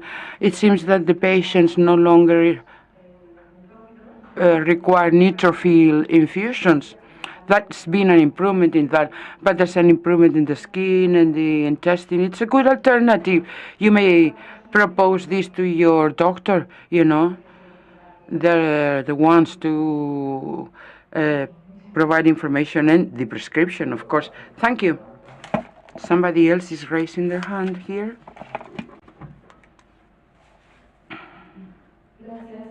Thank you. I have a comment adding on to what Dr. Elena said. Empagliflozin is associated with the correction of neutropenia, which is directly related with the development of the Crohn-like syndrome. It's mimicking inflammatory bowel disease, and probably if you correct neutropenia, a correction of inflammatory conditions, then it could improve absorption of cornstarch. But it is not a single criteria to prescribe empagliflozin just to decrease cornstarch.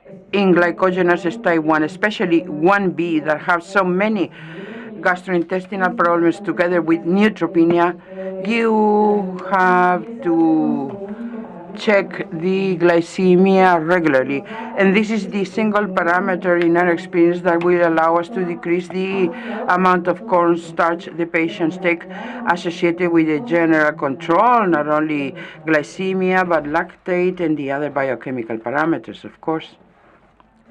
Thank you. I'm going to switch gears, so we more or less answered the first questions.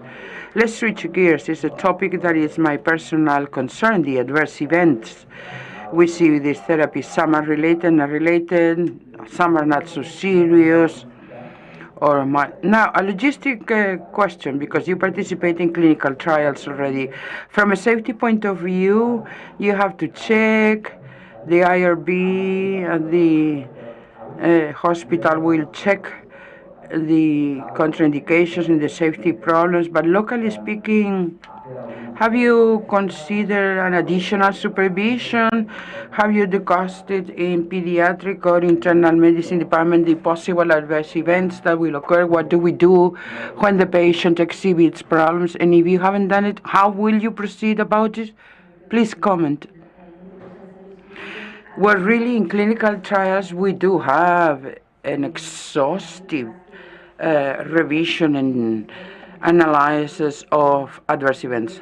The problem is underdiagnosed adverse events, but the other real problem is that we do have a lot of adverse events that we are convinced are not related to the therapy, but we go on reporting it. Generally speaking, there's a good control, I think, about adverse events. We have a very detailed information from the clinical trials because we think as patient safety is of paramount importance, so we only pay attention. And they have to be reported very quickly in the first 24 hours. You know, it's mandatory. And you have to report everything. Does the child come because he is coughing? You have to report this as an adverse event.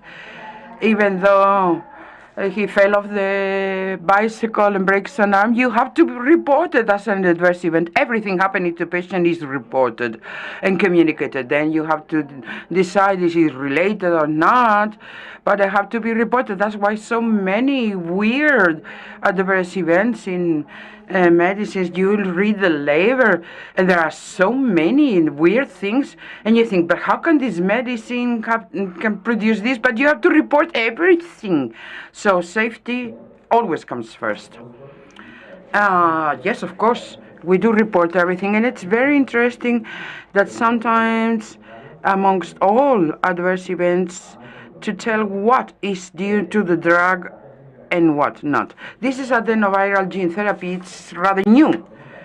We know but relatively little about it, and it generates uncertainty.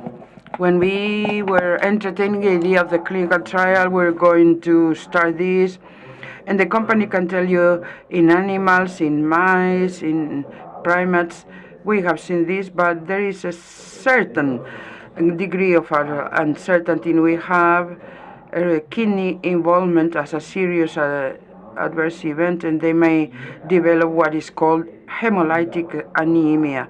And this means that you have to have some drugs ready just in case. Barry, what's your experience with moderate to serious adverse events in gene therapy?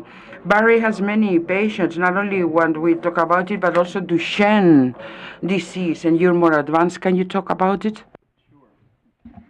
Sure. I'm glad to mention, because in terms of experience now in spinal muscular atrophy, for example, there's been a little over 2,000 infants who've received this product worldwide.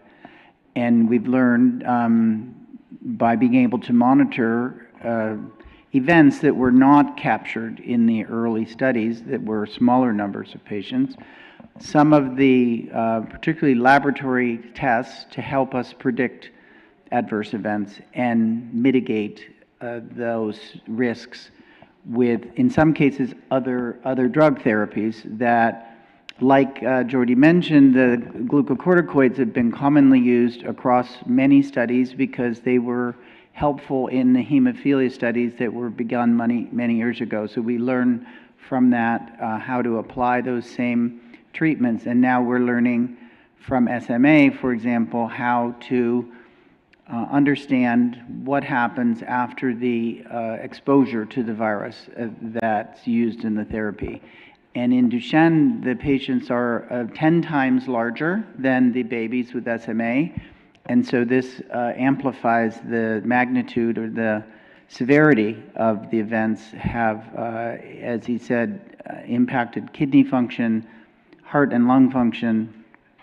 And we know one of the things, back to our discussion about antibodies, in a group of 36 children now, comparing SMA patients to another group who received a preventative therapy to block the antibodies, that all these adverse events that are in fact caused by the antibody response. In some ways, we're learning, like we did in the very early days of transplant, of how to manage preventatively the adverse events and improve the safety. Of course, is, like you said, number one importance, but also the efficacy is influenced by these additive therapies. So this will be hopefully the future of how to make this available to a wider population, those with, say, higher baseline antibodies, enhance the safety, and improve the efficacy. These are the goals of kind of what we're doing regarding adverse events and antibodies in particular.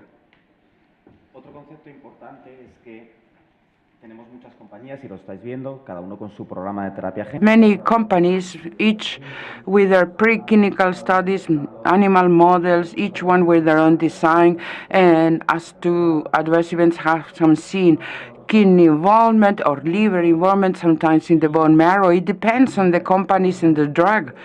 My subjective perception, I hope we agree, that not only the companies talk amongst themselves, you know, they want to sell the product and they have an intellectual property linked to it, so the companies don't meet at the general forum. What problems do you have with gene therapy? Are the same problems than mine? Companies don't exchange information. We share them as professionals. I have seen renal kidney, so it might induce even though you haven't seen it. And this has created discomfort in the healthcare personnel and the academia, you know. We have the opportunity of treating patients at my hospital with SMA, Duchenne, girdle dystrophy, Pompe disease, and we control the safety. And now when the company says, probably has nothing to do with the other one says, and yet a third party, and yet sometimes they're using the same adenovirus. It's disgraceful. So we're asking companies to meet, please. talk among yourselves. And doctors, physicians, we are very restricted with clinical trials. We can't keep the information and we can't publish everything. It's confidential. We're restricted. But we have a lot to say, and we're telling the company, please communicate with each other. And Barry, you were in the Netherlands in a specific forum created to that purpose, right? To control and help the companies to improve upon knowledge. What did they talk about it, and what are the future ideas? So several investigators who were aware of common problems across various trials encouraged the companies, as you said, to cooperate with one another and not keep this information to themselves, to help, because at each one time this happens, you don't learn as much as if you aggregate all the findings into one discussion. So the European Neuromuscular Commission has the ability to gather experts together and consider all of the variables that influence the adverse events in particular, and then publish that information to let everyone know what the findings were. So that group, I think, will continue, particularly regarding safety in AAV studies. And they addressed initially Duchenne patient-specific mutations that led to reactions that were considered severe. And next, they're going to address these antibody issues and the reactions following systemic AAV use. Y creo que el mensaje positivo es que las compañías están de acuerdo en empezar a compartir esa información y crear estos protocolos. Companies have agreed to exchange information and standardized protocols. Those were good and bad news. Well, this is a piece of good news, in my opinion, to create a forum where companies will exchange information so that we have safer and better products. Because after all, what we said at the beginning, the most important thing is the patient's safety. Are there any questions concerning the safety of these therapies? Adverse events or management? Are there questions from the audience? Yes, please. There's a hand raised here in front. Add to what Jordi said is that the investigators like us here and your doctors and other clinical trial sites, they are the advocates for the patients regarding safety. It's not that the company is uninterested, very interested in this, but they're not in front of the patient. They are not, that's our responsibility, and then we communicate that to them. Una pregunta para la doctora Martín. Question for Dr. Martin.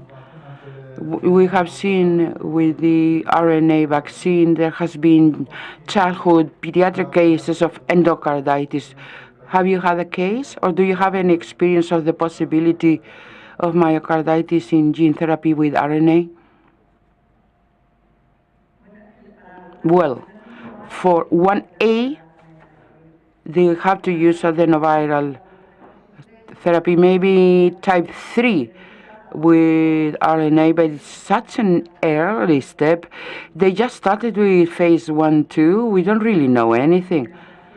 Well, I don't know. The messenger RNA therapy has this kind of problems. I knew about Moderna because they were treating people before the pandemics. They were studying for methylmalonic aciduria and for acute intermittent porphyria. But at the end, there's only 400 patients in Spain for the two diseases, and the possibility of the Moderna laboratory to use this type of research in the vaccine for COVID has given us a proof of concept in an enormous quantity of patients, which would have been impossible treating only rare diseases. And as a complication in some type of complication with messenger RNA, we have seen myocarditis, but it's million patients. It's been exceptional, actually. It's very infrequent. I know about messenger RNA. We have not seen that adverse event, but it all depends on the number of patients. Furthermore, They're also studying other diseases. We're going to start another clinical trial in the orotin transcarbamylase deficiency, and we're going to treat them with messenger RNA, and they'll open the way for other diseases. It seems I'm jumping forward again. A question about gene therapy, but about the new regulatory framework that is being drafted in Europe for rare diseases. They seem to be favoring new medications for diseases with unmet needs. We may find gene therapy. There are many lines under research, but do you think the European regulatory agency said stop studying Pompe, or Pompe's findings will be profited by other diseases? Well, I'm concerned about the limitations about the investigation coming from the European Union. I know it's difficult. What motivates a company to investigate the disease? Well, they need a commercial exploitation of their product, right? That's one of the reasons they're looking for profit. Or, for example, if they have data on the natural history of disease, which allows for clinical trials. That's why there's so many in Pompe disease and less with other GSD, because we know less. And that could be a motivation. Well, obviously, if the regulatory agencies place difficulties or obstacles because they don't have very high quality data, or they don't believe in the drug, or it's not a priority, or they not approve it, well, the companies lack an incentive, right? They're not so motivated. I'll give you an example, not for gene therapy, but there is a drug that was used for the periodical paralysis disease, congenital myotony, and this drug had no distributor. They had only a mexiletine drug, and no company wanted to manufacture mexiletine.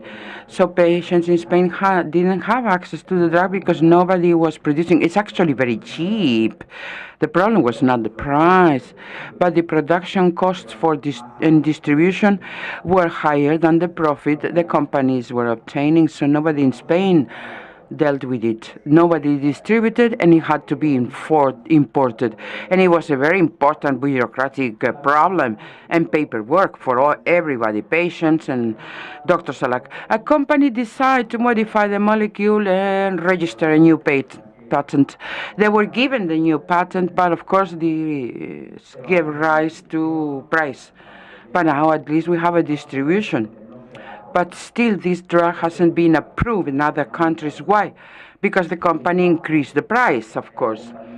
So there are some companies that just don't want to invest, are unwilling to risk their money, because they find that afterwards it will be too difficult to have commercialization. If the FDA and the EMA were better, they could change things. However, on the other hand, they have a fast-track approval that the companies are always looking for commercialization on a quick basis. We have to be very cautious.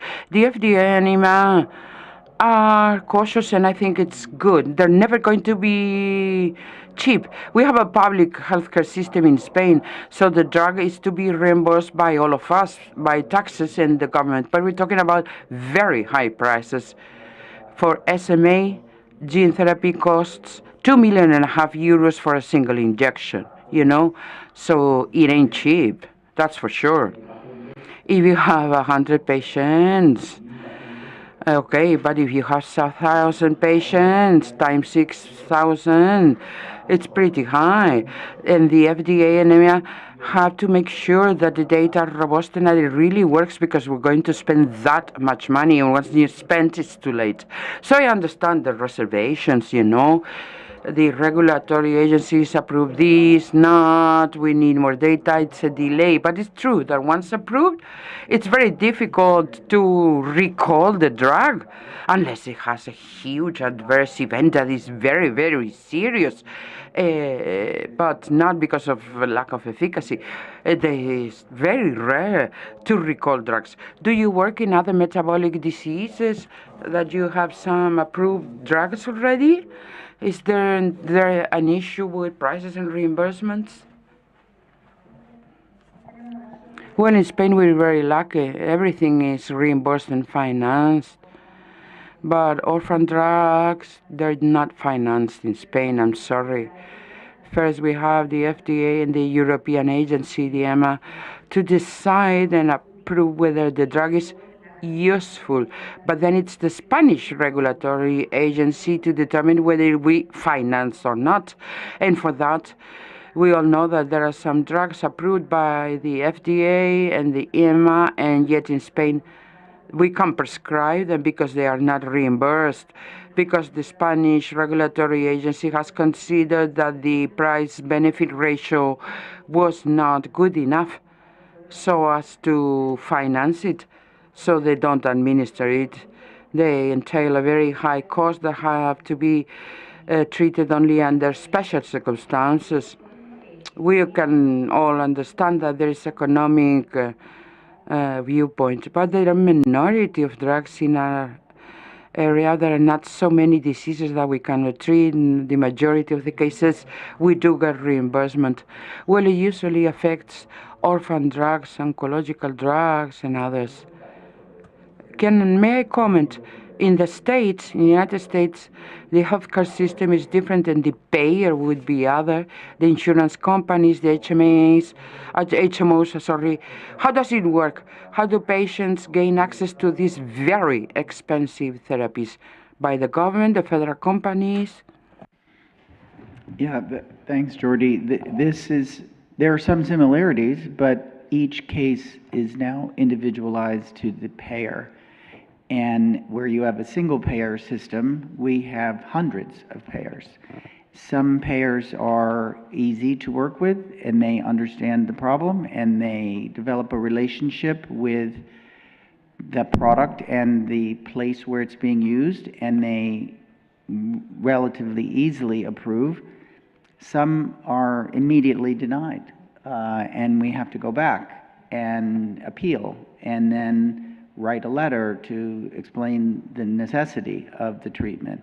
And usually after appeal, in some cases even go to a hearing of an arbiter, then we try to gain access on behalf of the patient. But it's a lot harder, unfortunately, because their goal is to preserve the funds for their whole patient population that they cover, and every one expensive therapy means they can't do something else for another a group. So we just advocate for the patients and we just keep going back. And in some ways, again, the association can help, because if that were to happen within the regions in Spain, I know this has happened for ERT. There are some regions where it's more hospitals where it's more readily authorized than others, even though government pays, the distribution of the money comes from the region, and there's an opportunity to share a good rationale between examples where one provider can use the information that was for another patient and say, this was a good argument, I'm going to take this to the committee to get authorization. So. Por lo tanto, y contestando finalmente, pues sí, obviamente el hecho de que las agencias... The fact that the agencies are in favor, for instance, of marketing in specific cases can attract other companies towards a given field. But of course they have an important role to, well, they have to be very certain of what is going to be approved works. And that's the role of FDA and EMA. If the drug worked or not, for say something, Astellas had a gene therapy for Pompe and is approved by the FDA and the EMA. And then We are lucky that it's included in the portfolio of service of the healthcare in Spain. This is something different. That's a lottery as well. And as there is already a drug, NTR and the gene therapy, maybe you are told if there is another treatment in the future, the European agency looks elsewhere, because a couple of years ago they told us that the directive, well, they said that they gave priority for the new treatments. You are mixing concepts somehow. As soon as you have a drug that has been approved, don't worry, many companies will be interested. Why? Because data will exist of clinical trials. It's going to be easier to make the trial. They are going to have the excuse that one treatment has already been approved, so treatments may be approved then. And even more so, my feeling is that the governments are interested in create this competition. Competition is going to favor better drugs and also price reduction.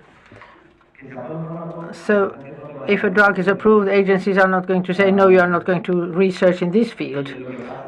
But what happens is that the agency, and here I finish my answer, what it wants is that not only they study Pompe, so the agency says, study as well glycogenosis, those that don't have any arrows, number 9, for instance, or dystrophies that don't have any treatment. It wants to implement programs so that the companies see the interest and see that the facilities that may receive and even help in order to study this disease. But these are two totally separate questions. The European agency favors the research of disease without treatment, but if it is approved, this is going to attract a certain sure investment from many companies. Well, there are questions over there. I see arms raised or hand raised. But one question going back to the economic issue of the company. What are the incentives for a company to keep on researching about a better therapy once it has been approved and they have given 20 years of patent and patent, and they're going to spend hundreds of millions? The company wants to market because the companies have not infinite funds either. The companies at some point in time have to be able to market because they can't be supporting clinical trials for 10 or 15 years. They don't have money enough to do that. They will have to start to receive income at some point in time.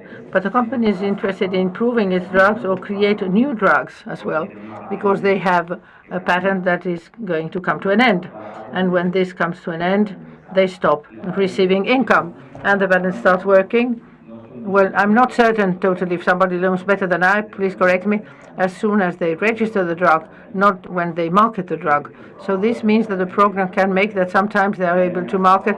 They have spent years of patent as well, if they are for 20 years in rare diseases and fewer in common diseases. So the company that has invested a lot of money in generating data of the disease and knowing the disease, it's interested in keeping on using those data that it has generated to generate better drugs and to maintain the patent. That's why there are companies that have a long tradition of studying one certain type of disease. It's a case of a company that you may know, Boehringer Ingelheim. Boehringer Ingelheim is a German company specialized in respiratory diseases because it has done many drugs. It has many data generated throughout its history of how these respiratory diseases are, and these allow them to generate good designs and generate always drugs that allow them to keep on the patent going. To that, the improvement in the drugs also are part of the program development, because even though a company gets exclusivity in a rare drug, this is an incentive to companies to develop rare drugs. They get a period where the same drug can't be made by another manufacturer. These happens now in generic medicines, but that for common diseases, but this is not the case for rare diseases. The manufacturer usually gets a period of exclusivity, but that doesn't protect them from competition of another company making a better product. and getting more of the market. So they want to manage the life cycle of this so that there's some recovery of the expenses to the point where they are motivated to make an even better product. And usually that involves learning more about the disease. You uncover some new aspect that needs better treatment, and that would be the approach. And we've seen this in the new second-generation enzyme replacement therapies. But every company making an enzyme replacement therapy is also working on a gene therapy, because they're going to hopefully, they would theoretically replace their own product with a better one for, on behalf of patients.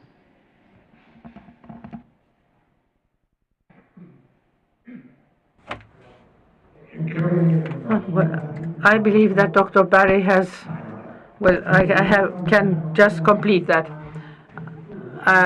I'm from the past, I'm not from the future. I admit that this is a topic of 3 years ago, and this is,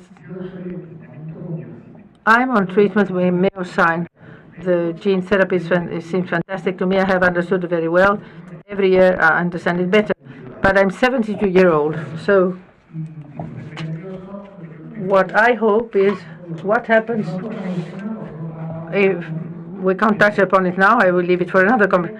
Myosign is over, and Dr. Barry has said the same companies look for another replacement therapy, but they started working on the gene therapy. The question is, can one clarify somewhat this topic? Is there something better than the Myosign? Will there be competition between the different companies? Will I have antibodies that can't change company? The enzymatic therapy is something that we haven't touched upon.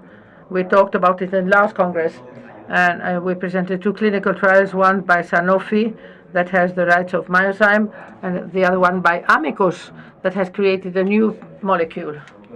The new product from Sanofi is approved by the European agency, and this means that sooner or later it's going to be marketed in Spain. We don't know still what are the intentions in the long run of the company, if maintaining both drugs or replacing Myosign by the new drug it has created. If you remember the presentation last year, it seems that the new drug is somewhat better, especially it seems it's somewhat better in the long run, because the patients are more stable. You say that you are 72-year-old, and tomorrow, within 3 years, the gene therapy shows it's better. Are they stopping to make Myosign? I don't think this is going to happen in the short run, far from that. And possibly we reach a combined therapy, as we are seeing. And this is on the topic I would like to talk about the variability in the response to therapies. We see that the patients, until now, we haven't seen spectacular changes with spectacular increase of the enzyme by the enzyme produced. And in a disease like Pompe, where we already have a treatment that works, at some point in time they will think about combining gene therapy and enzymatic therapy. In the short run, you don't have to worry. I don't think it's going to be any problem with the production of the enzyme. And even better, because another company will come, and as I say, the market is more dynamic. There will be more competition. If you don't work with one, maybe your physician wants you to change for the other because it can maybe work better. And this is of benefit for the patient in this case. As these were 20 minutes in this marathon that we are having now of gene therapy, 16 minutes exactly, I would like to touch upon the topic of the variability in the response. Elena showed very interesting data that not all respond the same. And why? What is your opinion? With a microphone. In principle, every patient is unique, and we know that. We start from different patients. There are patients who are more severe, who don't have enzymatic activity. There are others who have a little enzymatic activity, so those who don't have enzymatic activity are going to give, through introducing the virus in them, they are going to generate a protein that maybe is new. Maybe they reject that protein. And then the studies, those clinical trials, are starting now. So in all cohorts, they don't use the same doses. You have seen that in type 1A, in the first cohort, they used a dose that was smaller than in the others. It could be expected that the results would be worse, but it seems they are the better one. The cohort number 1, where we have the lowest doses. But we also think that the gene expression will be smaller and the effect will be exhausted before. So one thing is now the effect now at the beginning and then also at the end. And also the treatment with corticoids. You've seen that in the first cohorts, they gave as soon as the transaminases went up, increased. But in the last cohort, they have given prophylactics, and in the Pompe they gave prophylaxis as well. In the glucogenosis, they were reactive, and they had more hypertransaminasemia. In the last cohort, they have given prophylaxis as well to prevent, because when they make the inflammation, the response decreases as well. The response to the virus decreases. So in phase 3, they all will receive the dose that has been considered the best one, and the corticoid treatment, prophylactic corticoid treatment. And probably there will be many more. But we start all from different patients. At the end, what we are showing here is also the track that I talk about. Everybody's going to react in one way. Like we don't respond in the same manner to an infection. We are giving a virus that will be a foreign body for us, and the way of defending from this virus will be different in each patient. And probably the amount of treatment that reaches the cells can also vary from one patient to the other, simply due to their immune response. And you have seen some of the factors that may explain why we see variability. We have said different doses, something that has been mentioned. We are also different. And we are different because our genes are somewhat different. I know that's what makes that we are not identical. But there are some who work with animals who have.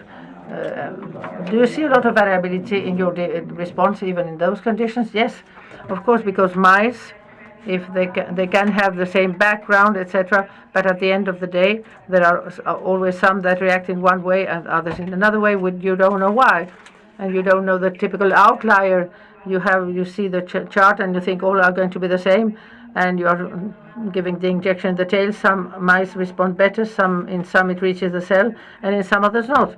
We see variability not so much as in humans, but we can also see trends. But sometimes you receive results that you can't explain why it is so. Microphone, please, for the questions. We can increase the dose. Can we increase the dose as much as we want forever? Barry, have you been working increasing doses in monkey models, for instance? Can we keep on increasing the dose all over again? We've seen this happen in ERT.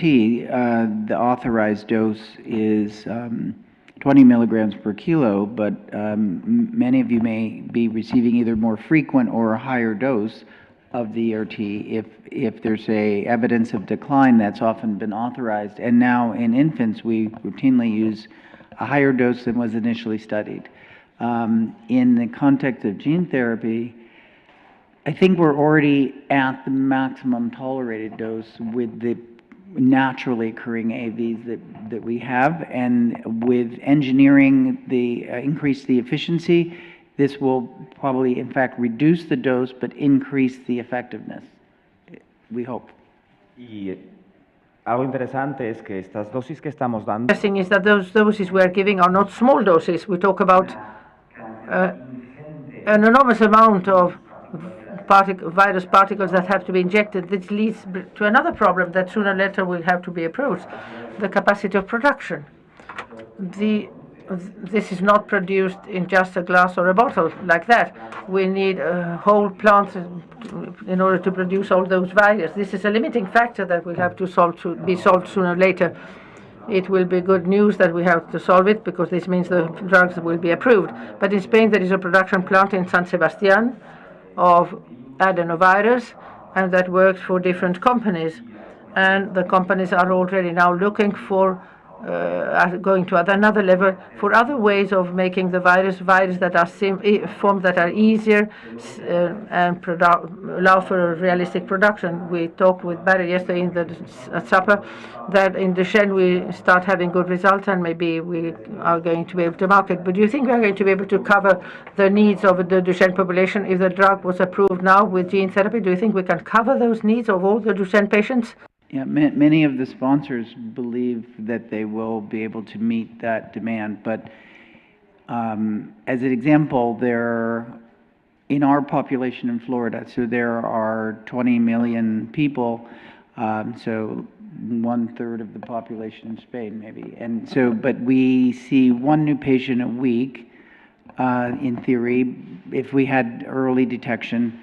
And that would exceed the number of patients that have been treated in the whole country. And so with one sponsor would have a very hard time manufacturing the material for that many individuals. There's a limit to the capacity. Now in San Sebastian, they've built another facility. One part of it has been completed for commercial production, but the two other parts remain just open rooms to be prepared for the future. So these facilities take years to plan and bring active and train the workers that are there, and that's, I think, one of the reasons why it's been successful in that region, because of the students that are coming out of that area to work in those facilities. So these are all limitations, factors that influence the likelihood of being able to provide the product. We have 8 minutes left for final questions in order to come to the end. Somebody would like to know more about gene therapy, because I don't know more myself. I don't know if you have some questions that you would like to ask. Otherwise, afterwards when we finish, well, of course, you can come here to us and we can speak about it. I don't know if you want to send some message for the patients here from the panel, so message to take home. Maybe some are deceived because they thought this was already there and tomorrow it was going to be marketed. But it's always good that we say things as they are in this association. If there are good news, that's my conclusion, that what we've seen, because we are in clinical trials, patients who have already received doses, and nobody said this was going to be easy. And we see that we still need to work more. This morning they have said that research is fundamental, and I do support that. You have to research in order to improve the product and make us have more hope in order to have a drug that is better and of more rapid access. It would be my conclusion. I'm going to start by the end. Some conclusion that you would like people to take home? Well, in the glycogenosis, we are lucky. Most of the diseases have a treatment at present, many of them with diets. We can do a lot of good things, as we've said, diet, exercise. More and more things appear that help us to have a better quality of life for our patients. And this is what we try to do. The road is long, the difficulties are manifold. But I think that there are many paths through which we can help our patients. And in general, also for me, the vision is quite optimistic, because we are learning more and more every day. Well, I would repeat the same, more or less. We have to be hopeful because we are researching very much. I didn't expect in recent years that we'd have a therapy and I would have patients to give gene therapy to. So at least in what we do with glycogenosis 1, 3, and 9, we have an efficient treatment, and the nutritional treatment is very efficient as well, and maintain our patients as well as possible, because as you see, there are inclusion criteria and exclusion criteria, so we have to have them in the best possible shape in order to be able to include them in the studies. I also would like to point out the positive aspect from the part of research that was something that we didn't pay any attention to. But now with COVID, people have realized, and the politicians as well, that, well, how important it is to have a good research program in a country.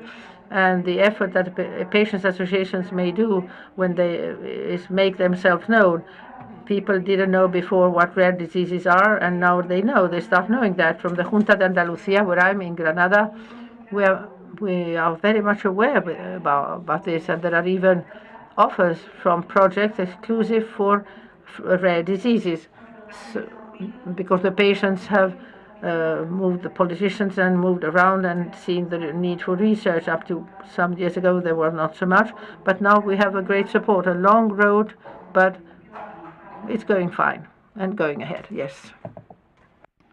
So yeah, my, I guess, concluding remarks is that even though this has been such a long journey, I think in 4 different models of Pompe now with very advanced treatments in non-clinical studies and animal studies, we do know this is it's particularly early. This is a very treatable disease, so that should give some hope to people who are affected by Pompe.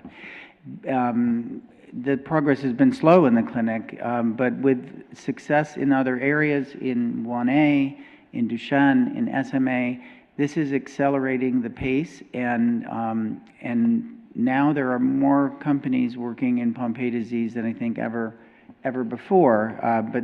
And that competition is good for patients, ultimately, to help expedite and bring that urgency to the treatment. My main question is, why has Lola not asked a question? She's here somewhere. She always has the best questions. Yo quiero acabar agradeciendo. To end, thanking all the speakers for their involvement. It has been a very nice panel. Thank you for your opinions and having come here today. I would like to, the Spanish associations of patients with glucogenosis, because they give us this umbrella, so to speak, to be able to gather healthcare providers, researchers with patients and facilitating the interaction. Also would like to thank that they still trust in keeping us in the program and that we still can talk and explain how things are going. To Manu and the whole board that is organizing this Congress, I know it's a hard work. Get in touch with us and send us the agenda, etc. And also, I hope you have liked this panel. And now we will go for lunch, Manu.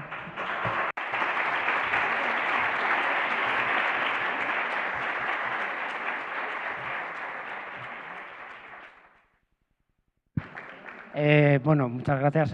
Yo también. I also would like to thank the speakers, the attendants for coming, but mainly because I interact very much with professionals, and I have a very clear in mind that your dedication is not just one working day, a normal working day. You have this involvement. You are very often available for us. You are professionals of another kind. You are not the typical doctor who is a researcher. And I would like to thank you, because I know you are persons and we need you to go ahead.